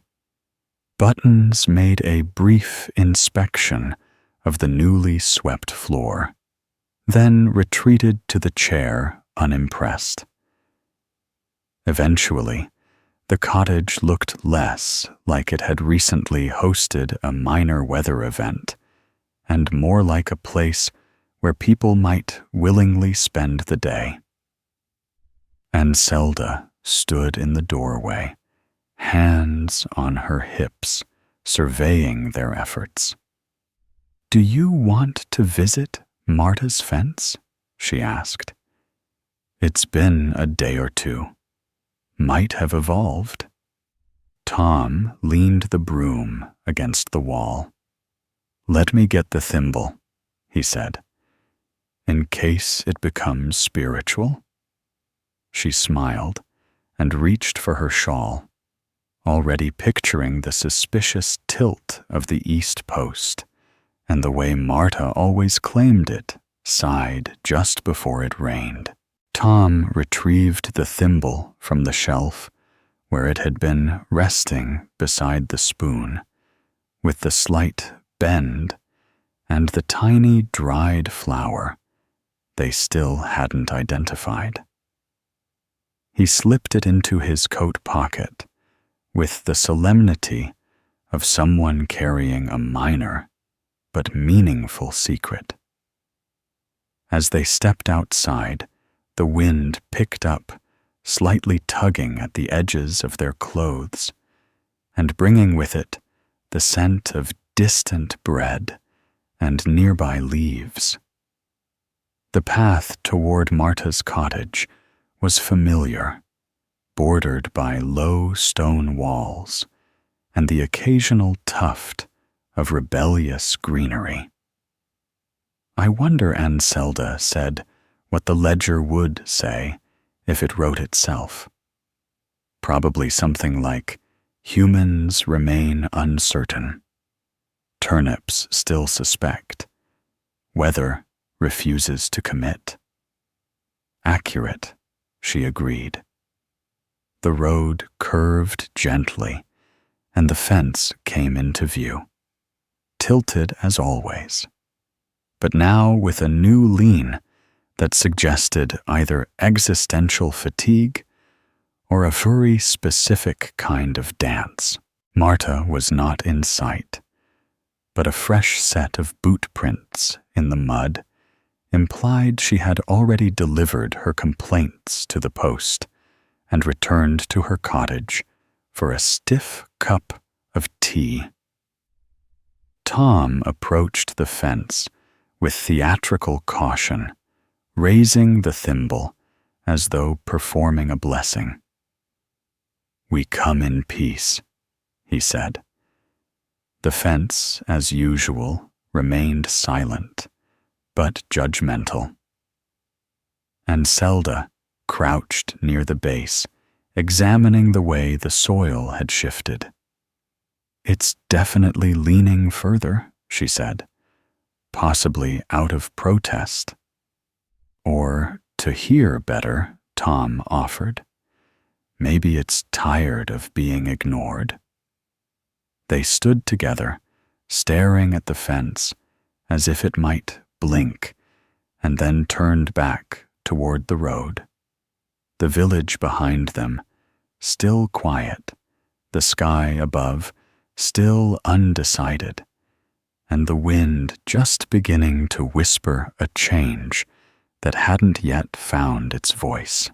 The wind did not pick a direction so much as settle into a pattern of occasional suggestion, brushing their sleeves and nudging the tops of the stone walls, like a guest reluctant to leave a conversation.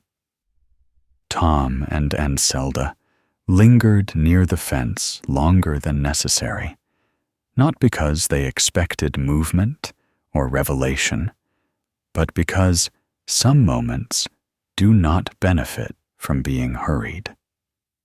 The east post remained fixed in its new lean, the grain of the wood worn smooth by years of silent disagreement with the soil. And Zelda ran her fingers lightly along the edge where a single iron nail had begun to pull free, as if trying to sneak away without causing a scene. "This one's trying to make an exit," she said, tapping the nail's head. "You think the rest would follow if it succeeded?" Tom crouched beside her, studying the post. Only the ones with ambition. The others would stay out of habit or loyalty. To what, she considered?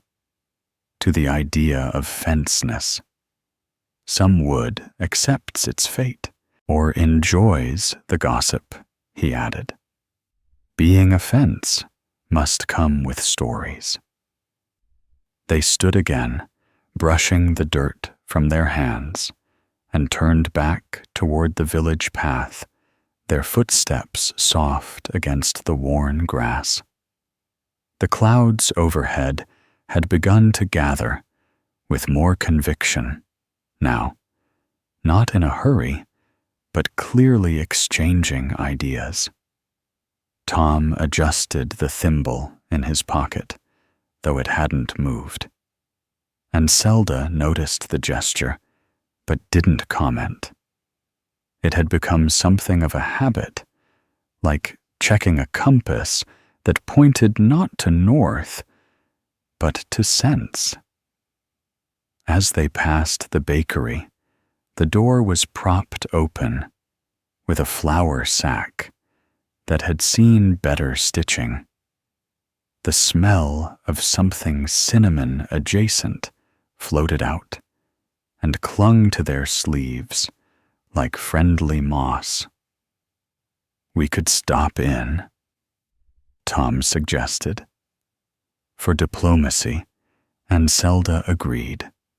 It's wise to remain on good terms with anyone wielding dough.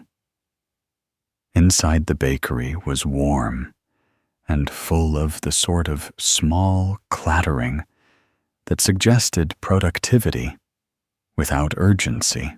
The baker, a round woman named Willa, who believed strongly in the curative properties of nutmeg, looked up from her kneading and gave them a nod that included at least 4 unspoken questions. Tom held up 2 fingers and pointed at the tray near the window. Willa nodded again and wrapped the buns with the practiced grace of someone who had never lost a pastry to wind or clumsy fingers. Fence still leaning, she asked, wiping flour on her apron. More dramatically than yesterday, and Zelda replied, "It's developed a philosophy. As long as it doesn't start quoting poetry, you'll be fine," Willa said. "That's how mine started." 2 weeks later, the north gate fell over and blamed the roses. They thanked her, left a coin in the small wooden bowl by the door, and stepped back into the street, the wrapped buns warm in Anselda's hand. The path home was unremarkable, which is to say, comforting. No surprises, no delays, just the usual rhythm of uneven cobbles and distant rooster commentary. Back at the cottage, Buttons had taken up a position in the window, watching the world with the air of someone prepared to offer advice, but waiting to be asked. Anselda opened the door and stepped inside, setting the parcel on the table with a soft thud that drew a small puff of flour from the wrapping. Tom followed, pausing to brush a bit of stray twig from his boot.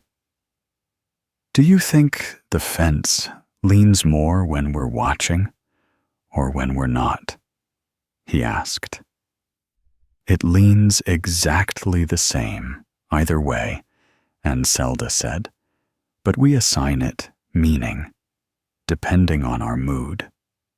Then I'm in the mood for structural rebellion." She unwrapped the buns, setting them on a plate, with the kind of reverence usually reserved for antique buttons or last pieces of cake. "We should write it down," she said. "The fence, the nail, the cinnamon diplomacy."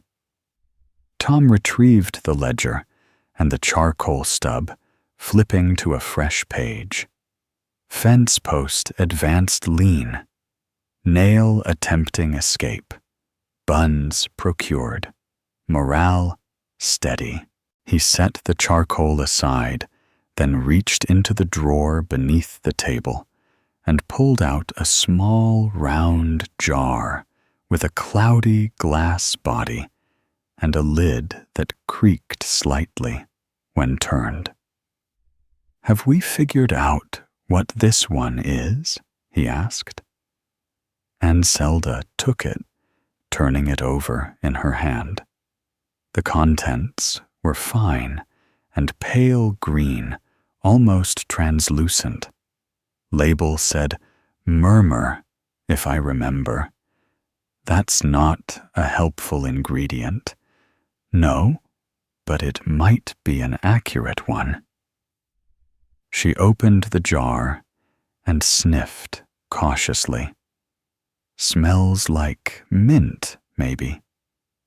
Or the memory of mint. With a hint of old pew cushion. You're better at this than I am." "That's because I've been smelling strange jars since I was 6. My aunt had a shelf labeled possibly and one labeled better not."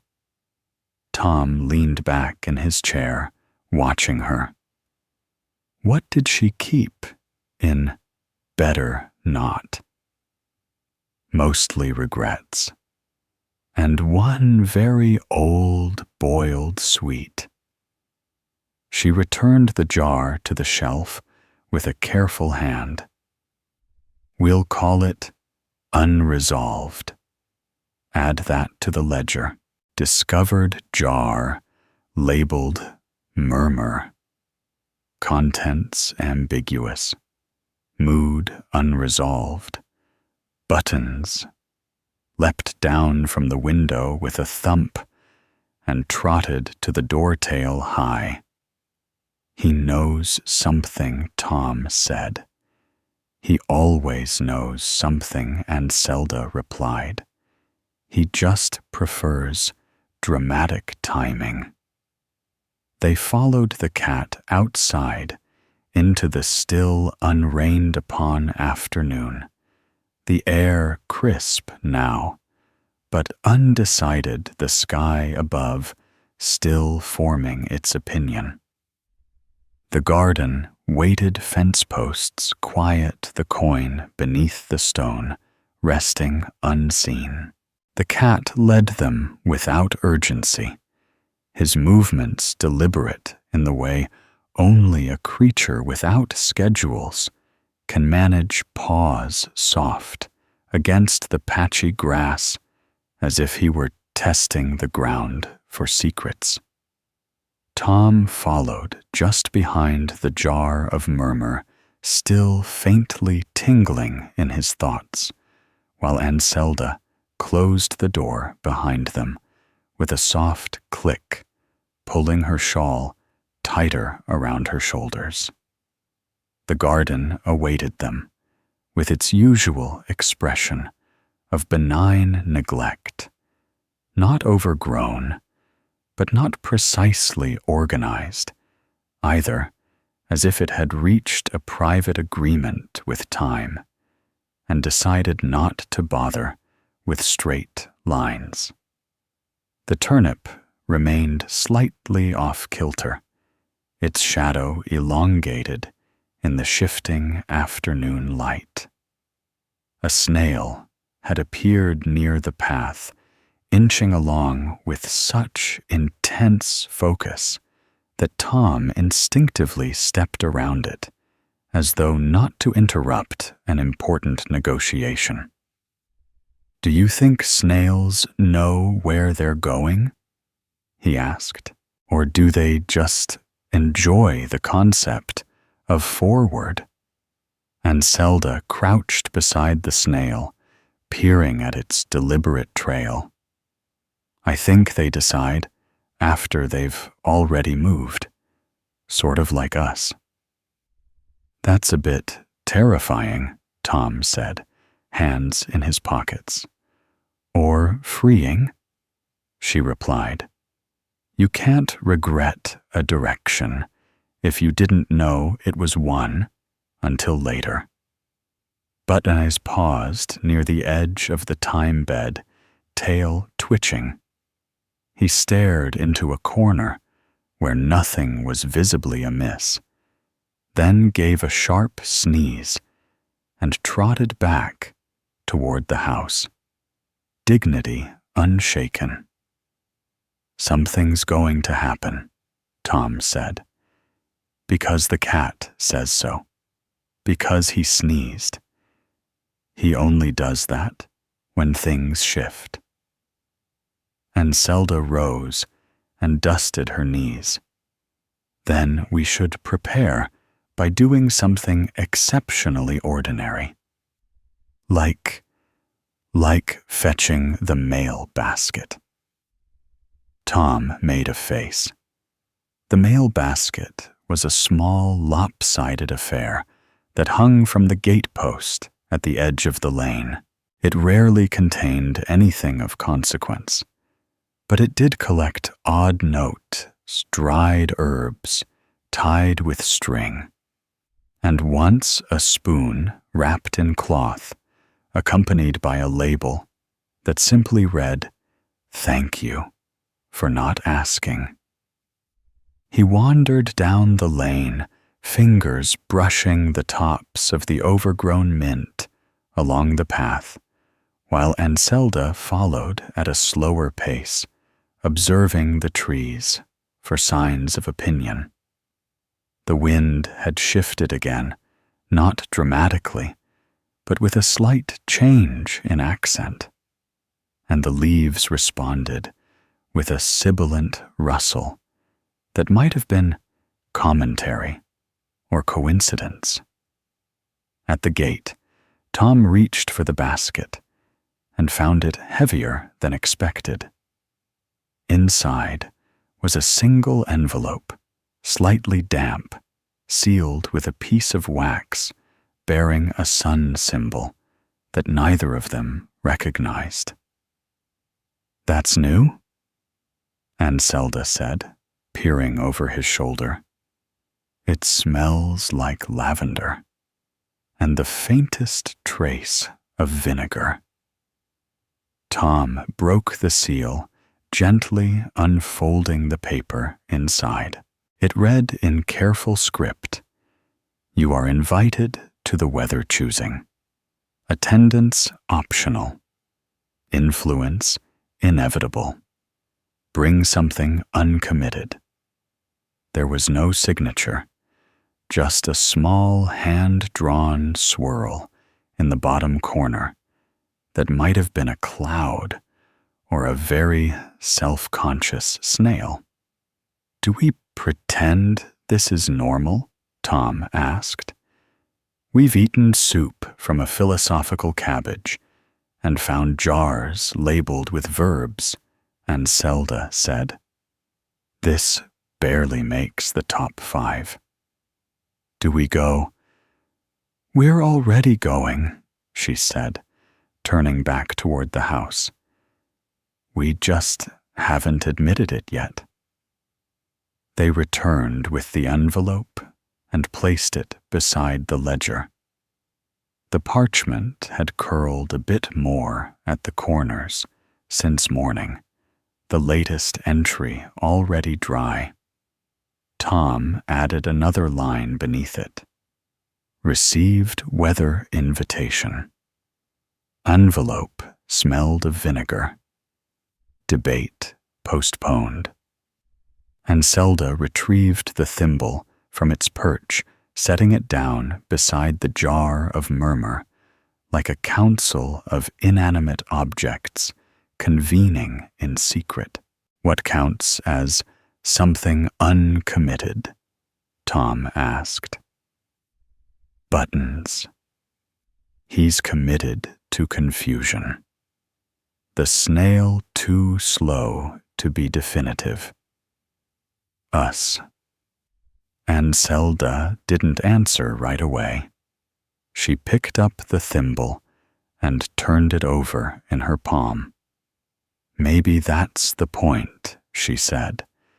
Maybe it only works if you don't know what you're bringing until it's already there.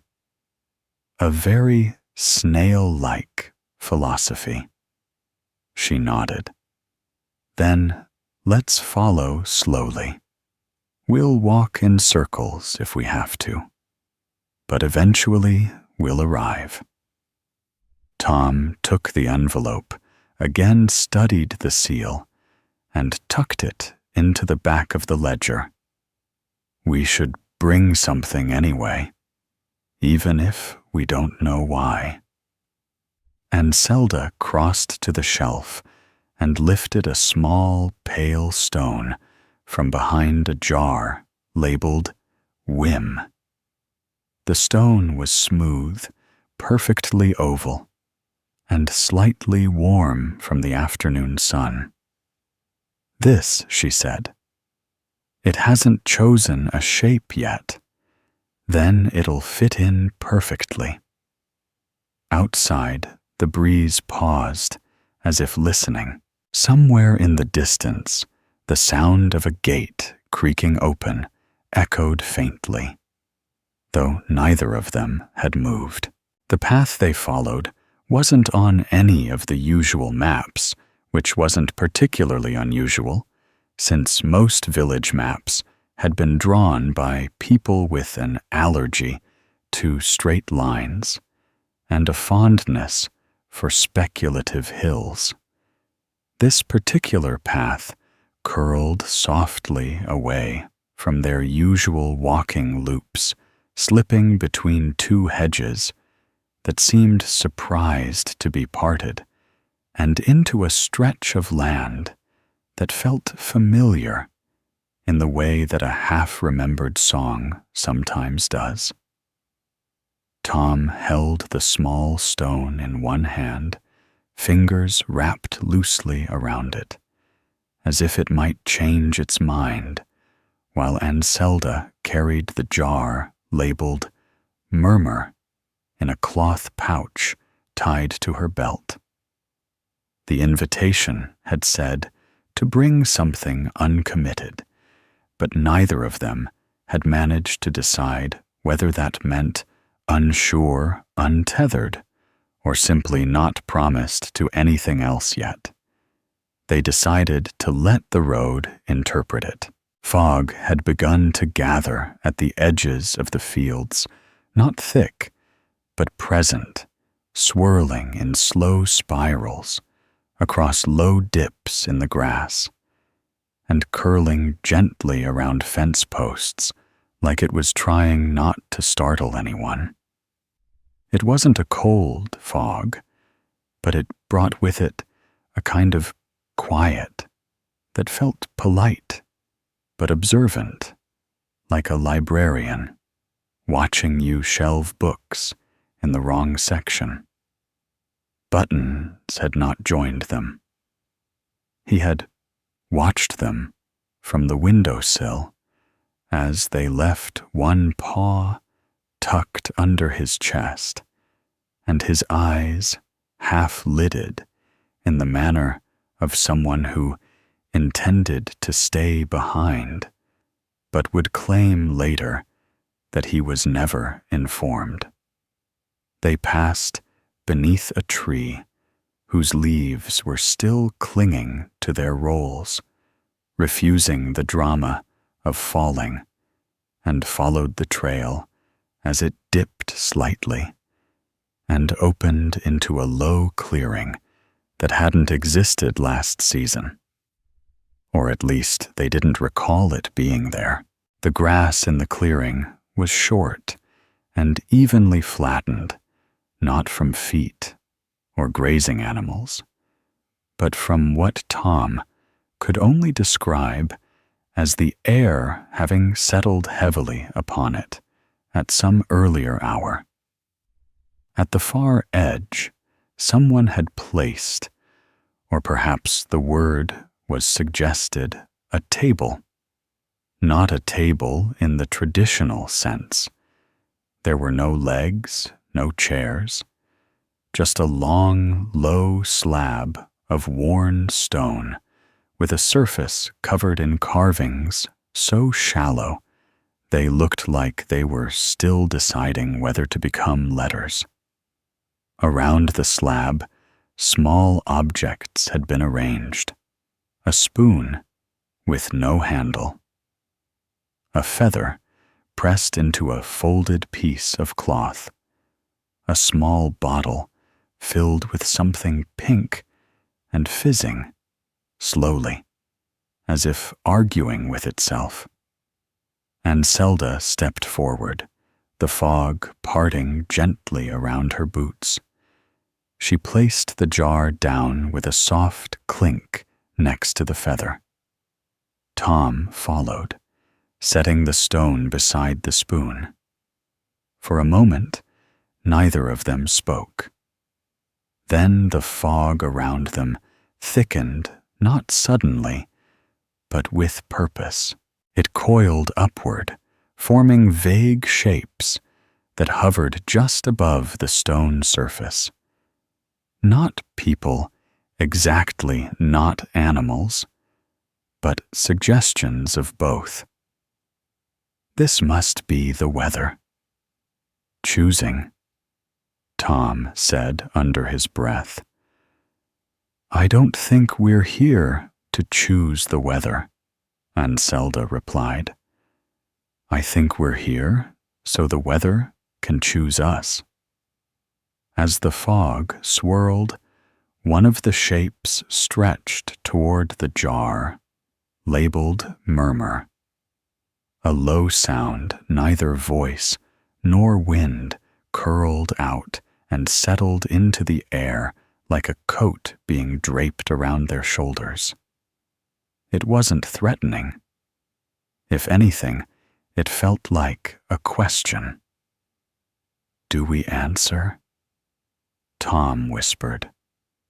How Anselda took a step forward, placed her hand gently over the jar, and said softly, It's still learning how to be understood.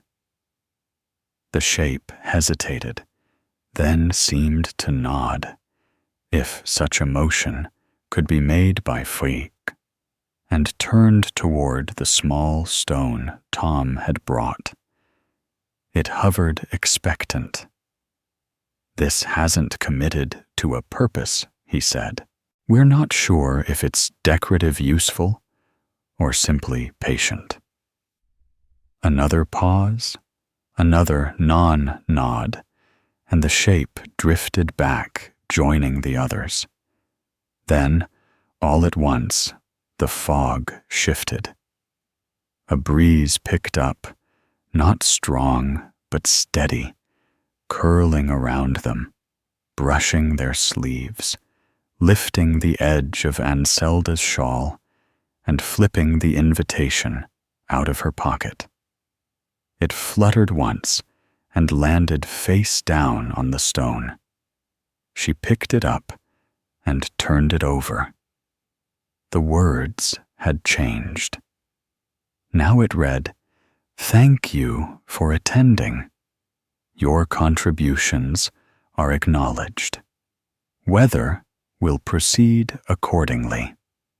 Return by following the things that hesitate. Tom looked around.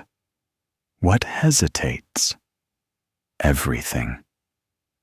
And Zelda replied, but mostly snails. They stepped back from the stone slab, leaving the objects behind.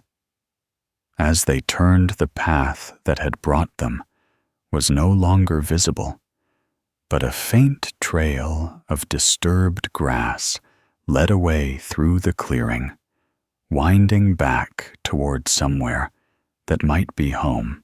They followed it, not quickly, not slowly, just forward. The fog trailed them briefly, then let go, and somewhere behind them, the stone slab remained exactly where it was waiting, watching, and just beginning to dry beneath a shift in the wind that hadn't quite decided whether to rain or not.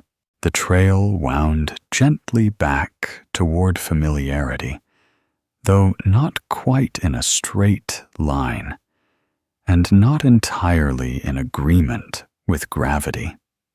It sloped when there should have been level turned, when no obstacle demanded it, and at one point passed directly under a branch that ducked out of the way only after Tom bumped his head against it.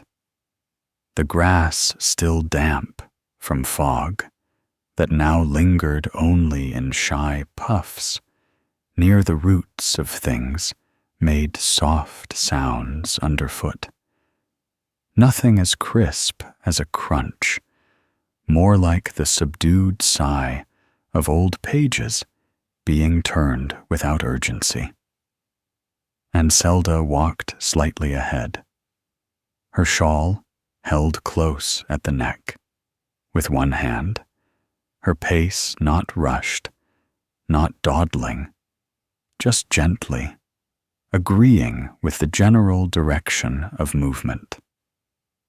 Tom followed his thumb, brushing the fabric where the stone had rested in his pocket, even though it was no longer there. The path behind them showed no sign of where they'd come from, which wasn't unusual. Most things in their village only showed their backs once you stopped looking. The sky overhead had shifted again. Where before it had held itself in that fragile, not quite gray, now it flirted with color. A smudge of ochre here, a reluctant blue, peeking out there like a painter testing brushes before settling on a palette. Do you think the weather chose us? Tom asked. Or just borrowed us for a bit? And Zelda didn't look back, but she tilted her head as though considering. I think we offered ourselves without realizing, she said, and the weather accepted politely. That seems like the sort of arrangement we'd make. Low expectations, high courtesy. The trail brought them past the edge of the orchard. Now the trees, half-leafed, half-bored, their fruit, long since gathered, but not yet forgotten. One pair hung near the top of the last tree, improbably tenacious, swaying in a breeze that couldn't quite be seen, but made its presence known through the language of slightly shifting shadows.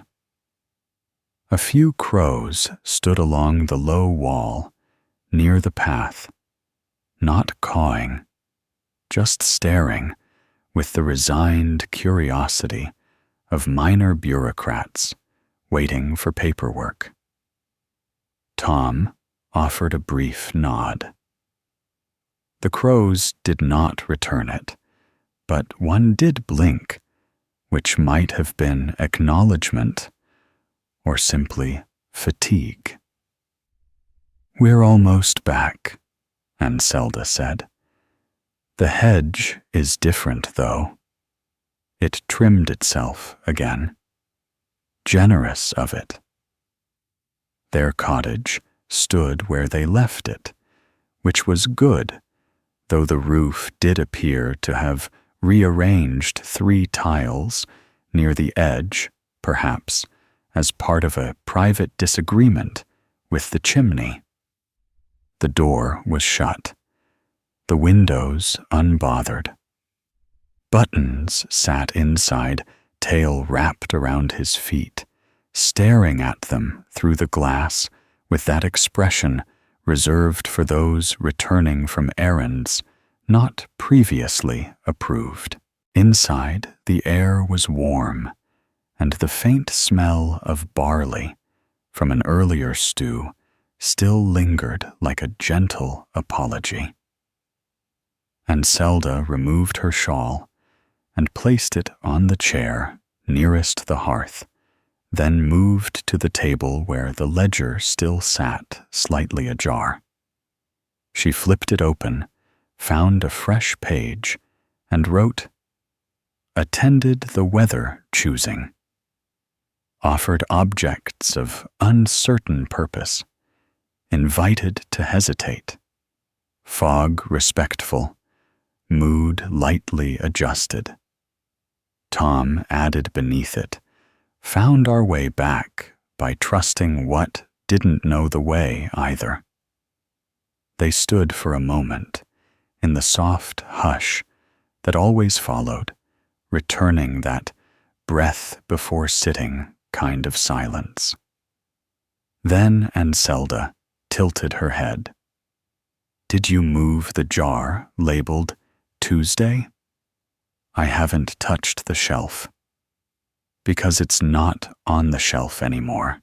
They turned in unison toward the corner cabinet, where the jar labeled Tuesday last seen months ago, and presumed missing, or bored, now sat neatly in the center of the top shelf, its lid askew, its contents faintly glowing. "That wasn't there this morning," Tom said, "or this month. It was gone. And now it isn't." They approached slowly, as one does when encountering a once-lost object that seems to have returned of its own volition. Anselda lifted the jar carefully, noting the slight hum beneath her fingertips. Inside, the contents had changed. No longer the dry gray dust they remembered, but a pale shimmer that moved like smoke caught in amber. "Tuesdays returned," she said. "Or something is pretending to be it. Do you think it brought something back with it? Or came back because something is about to arrive?" Buttons, having jumped onto the table, sniffed once, then turned in a tight circle before settling his eyes, half-lidded in reluctant interest. Tom retrieved the small cloth that usually rested beneath the more argumentative jars and placed it under Tuesday, just in case. "We should write this down," he said, "before we forget that it happened." Anselda nodded and picked up the charcoal. "Tuesday has returned, altered and luminous. No instructions provided. Cat unconcerned. Tea may be required." Tom glanced toward the kettle, already reaching for the tin of dried mint and lemon peel they reserved for confusing afternoons. Outside, the light began to dim, not because of cloud or dusk, but as if the world had briefly blinked. They both noticed, but said nothing, each absorbed in the comforting mechanics of boiling water and setting out cups. The jar remained on the table, quietly glowing, entirely unbothered. The kettle did not whistle. Not exactly. It sighed the sort of gentle release one might expect from an old door finally accepting its hinge. Tom removed it from the flame just before it could become impolite, and poured the water over the dried mint and lemon peel, watching the steam curl upward as if attempting to remember something. And Zelda placed the jar of Tuesday back on the table, slightly further from the edge. This time, though, the jar did not seem interested in escaping. Its glow had softened since returning now, pulsing faintly, like the breath of a creature asleep under an unusually polite blanket. The tea steeped in silence, the kind that didn't demand attention, but filled the room anyway, resting between the walls, like a visiting relative who knows better than to rearrange the furniture. Buttons had not moved. He remained curled on the table's edge, one ear twitching now and then, as if attending to a conversation in another room. And Zelda poured the tea. The color darker than usual, tinged faintly with something resembling stormlight or forgotten sugar. Tom sipped first, not out of bravery, but because he always did, and nodded. It tastes like waiting. But a good kind, and Zelda said, tasting hers. The kind where you know something is coming, but it's not in a hurry. Like frost. Or guests. They sat with their tea, the warmth filling their palms and weaving around their ribs. The clock on the wall did not tick because it never had. It only hummed on odd hours and made a clicking noise whenever someone said the word certainly. It had not made a sound since the jar reappeared. The fire content, with its low commitment, shifted slightly, sending one brief spark upward that disappeared before it could be remembered. Tom glanced toward the door. "I keep expecting someone," he said, "but not anyone we've met, or someone we forgot we knew." And Zelda replied, "The jar returning might have sent a message or answered one." They both turned their heads at the same moment, not because of a sound, but because the room did something strange with the light near the window. It bent a little, not outward like sunshine or inward like shadow, but diagonally, as though the air had shrugged. And then came the knock. Not loud, not sharp. A single knock, followed by two softer ones, irregular in spacing, but undeniably deliberate. And Zelda set her cup down. Tom rose without speaking. He moved to the door and placed his hand on the knob, pausing long enough to make sure it wasn't a metaphor. Then he opened it. The figure on the stoop, was not quite tall and not quite short. Dressed in a coat made of something that might once have been velvet, or possibly leather itself, the visitor held a folded piece of paper and wore an expression one might describe as apologetically aware. "We were told they said that you'd received Tuesday." "It came back on its own," Anselda answered, stepping beside Tom. "That would explain the mist, and the crows, and the flavor of the tea." The visitor nodded slowly. "Then it's time to begin reshelving." "We didn't know they'd been unshelved," Tom said. "That's how you know you're the right ones. And if we weren't, then Tuesday wouldn't have come to you." The visitor handed them the folded paper. It wasn't sealed, merely creased. Anselda opened it and read aloud, "Inventory of probable occurrences. Weathered sorted to be rearranged in proximity to mild disappointment and forgotten laughter. Please do not over-explain. Labels must remain optional." "We have a ledger," Tom offered. "It prefers charcoal." The visitor smiled slightly. "Perfect. The shelves will start arriving shortly." "Do we need to prepare?" Anselda asked. "Only by continuing exactly as you are. The shelves respond best to households already in mild agreement with reality."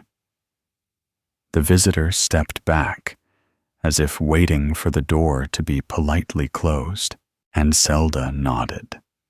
Tom gave a small wave, and the door was gently shut. Outside, there was no retreating footstep, no sound at all. Just the faint shift in pressure one feels when a storm changes its mind. They returned to the table. The jar still pulsed faintly. The tea had cooled. The paper lay between them, now a little damp around the edges. Tom reached for the ledger, opened to the last entry, and added a line, "Received visitor regarding Tuesday. Shelving imminent. Prepared through inaction." Anselda placed a hand on the jar. "Do we wait?" she asked. Tom listened for the clock. It still refused to hum. "We do something adjacent to waiting," he said, "with tea." Outside, the hedge gave a single unexplained rustle. Then stillness. They didn't see the first shelf arrive. Not exactly. One moment, the wall beside the hearth was as it always had been, slightly uneven, with a tendency to collect the sort of dust that felt more philosophical than particulate. And the next, a shelf, was simply there, as if it had remembered itself back into the room. It wasn't large, nor particularly confident in its angles, but it held presence the way a pause in conversation does, and it hummed faintly in a tone that suggested readiness without enthusiasm. Anselda noticed it first and nodded slowly, as though acknowledging a guest who had arrived without knocking, but brought a thoughtful gift. "It's begun," she said, though neither of them moved. Tom set down his cup and stood. The shelf had 3 tiers, each slightly bowed, as if burdened by memory more than weight. "Did it always belong here?" he asked. "Or is it still deciding?" And Zelda approached, eyes scanning the grain of the wood. It was worn in the way that only time or unresolved conversations can wear things down. Soft edges, faint discolorations, a mark that might once have been a signature or a T-ring. "It's expecting something," she said, "but not from us directly. It wants to be filled by what we've already ignored."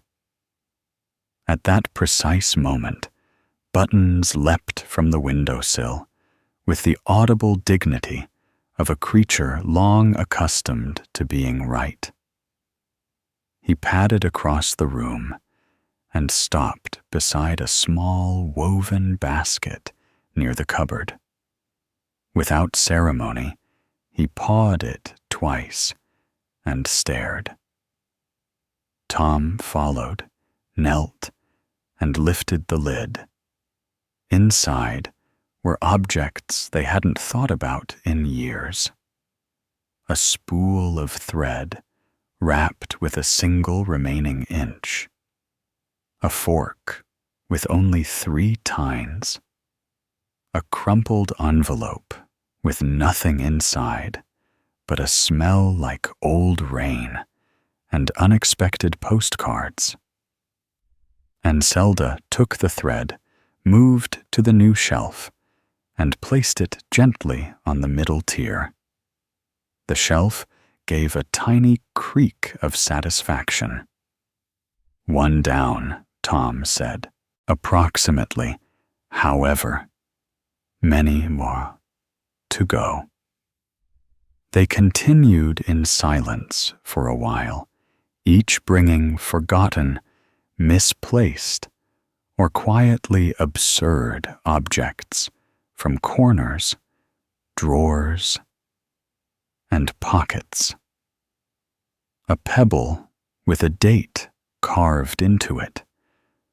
A dried sprig of something that looked like memory.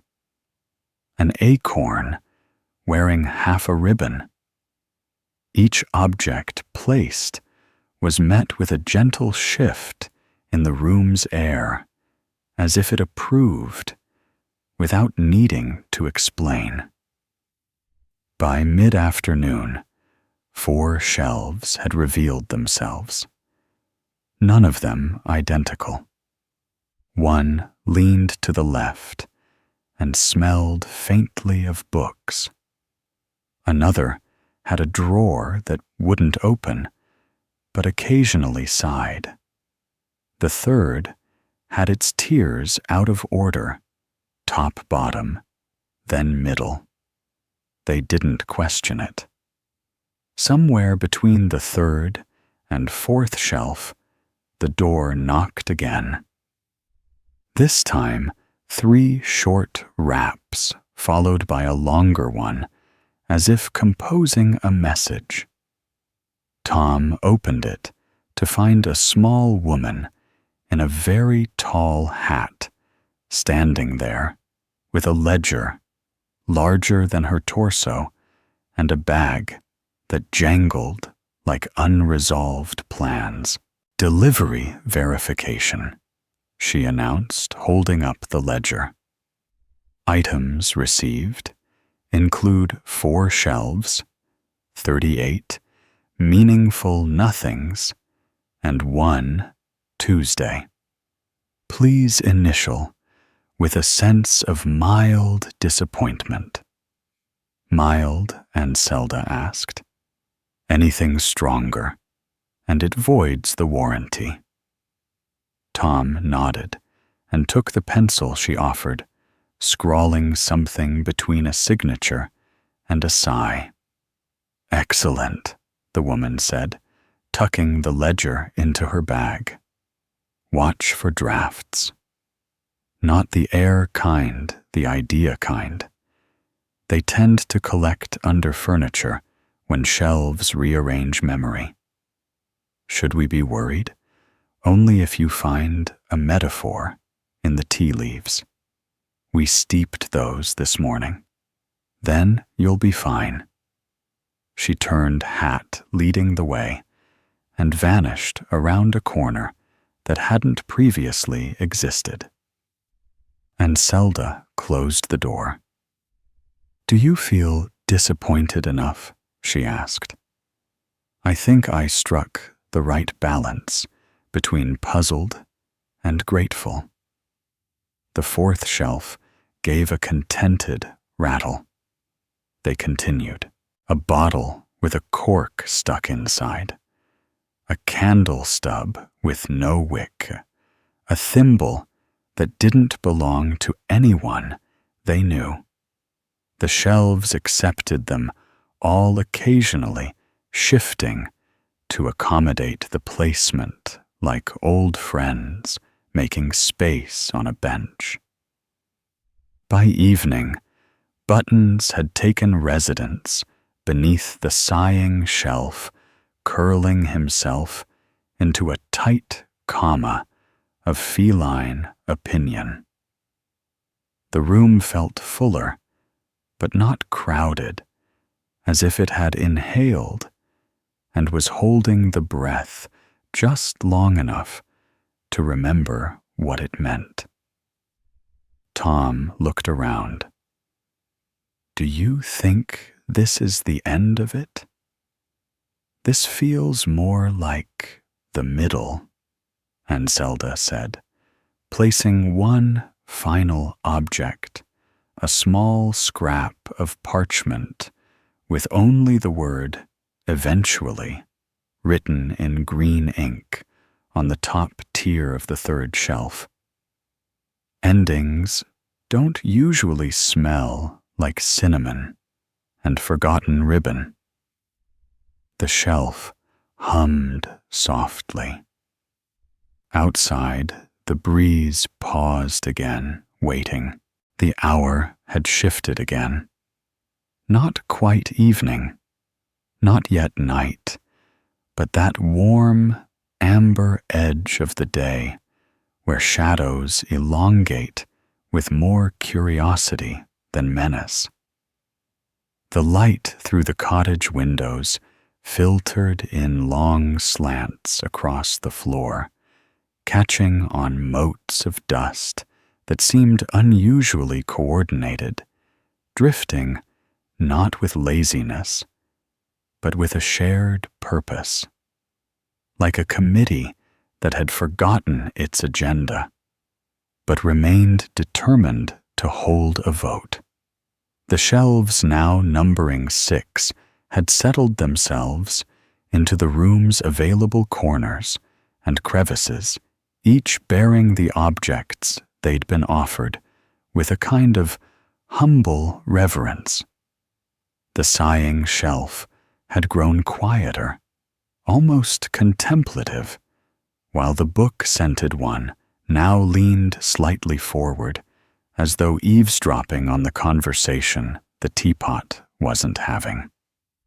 Tom stood in the center of the room, one hand on his hip, the other rubbing the back of his neck, gazing around as if trying to remember what the room had looked like before shelves were involved.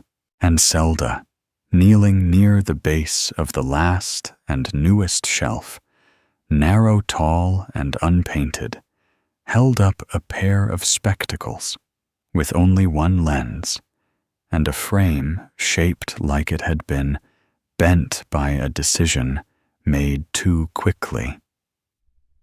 "This feels like a final placement," she said, "or the start of a last thing, depending on how you measure."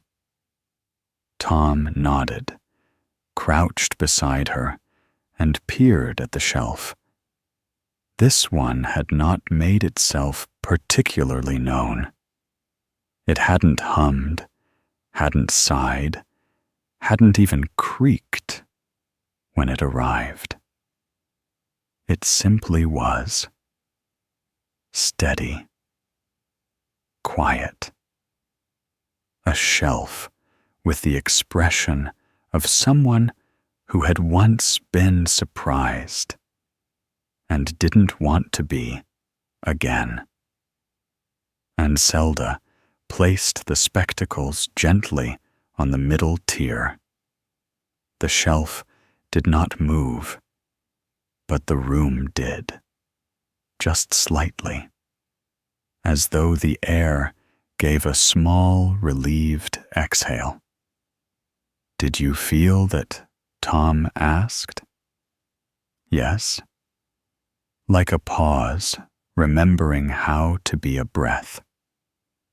"Maybe that was the last one," he said, standing again. "Not the end, but the last of the things that needed to be remembered before forgetting. Or the other way around." Buttons stretched from his position beneath the sighing shelf, his back arching with deliberate elegance, then padded across the floor, pausing only once to sniff at the spectacles and decide they were unworthy of either concern or interest. "We should write," and Zelda said, moving to the ledger still open on the table.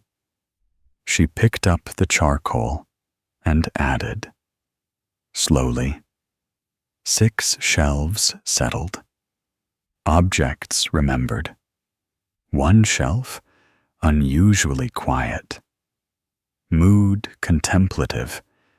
Cat opinion undetermined. Tom stood beside her, watching the letters form. "Do we keep going?" he asked. "We haven't stopped," she replied. "We've just changed direction."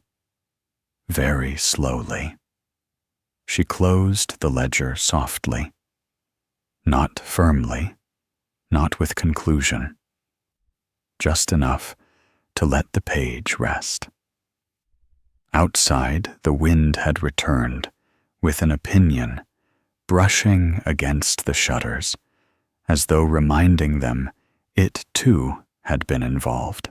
The sky deepened into dusk, the horizon smudged with the kind of colors that resist naming. "The tea," Tom said suddenly. "We never finished it. Then it's waiting for us." He walked to the stove and poured the remaining brew into their cups, which had gone cold, but gained a surprising clarity in flavor, less like mint, now more like clarity, with a hint of wood smoke and someone else's childhood memory. They sat each with a cup in hand, each aware that something important had either ended or begun. "Do you think it will stay this way?" Tom asked. "The shelves, the quiet." And Zelda sipped her tea, thoughtful. "It depends," she said at last, "on whether we keep noticing." Tom smiled. "We're good at that." The cottage settled around them, the fire humming the air, layered with the scent of shelves, dust tea, and the comfortable uncertainty of things left purposefully unsaid. And in the corner, the very quiet shelf, the one with no name and no sound, held its single pair of crooked spectacles and waited. Not for acknowledgement, not even for purpose, just for the moment when something slightly out of focus might finally come into view.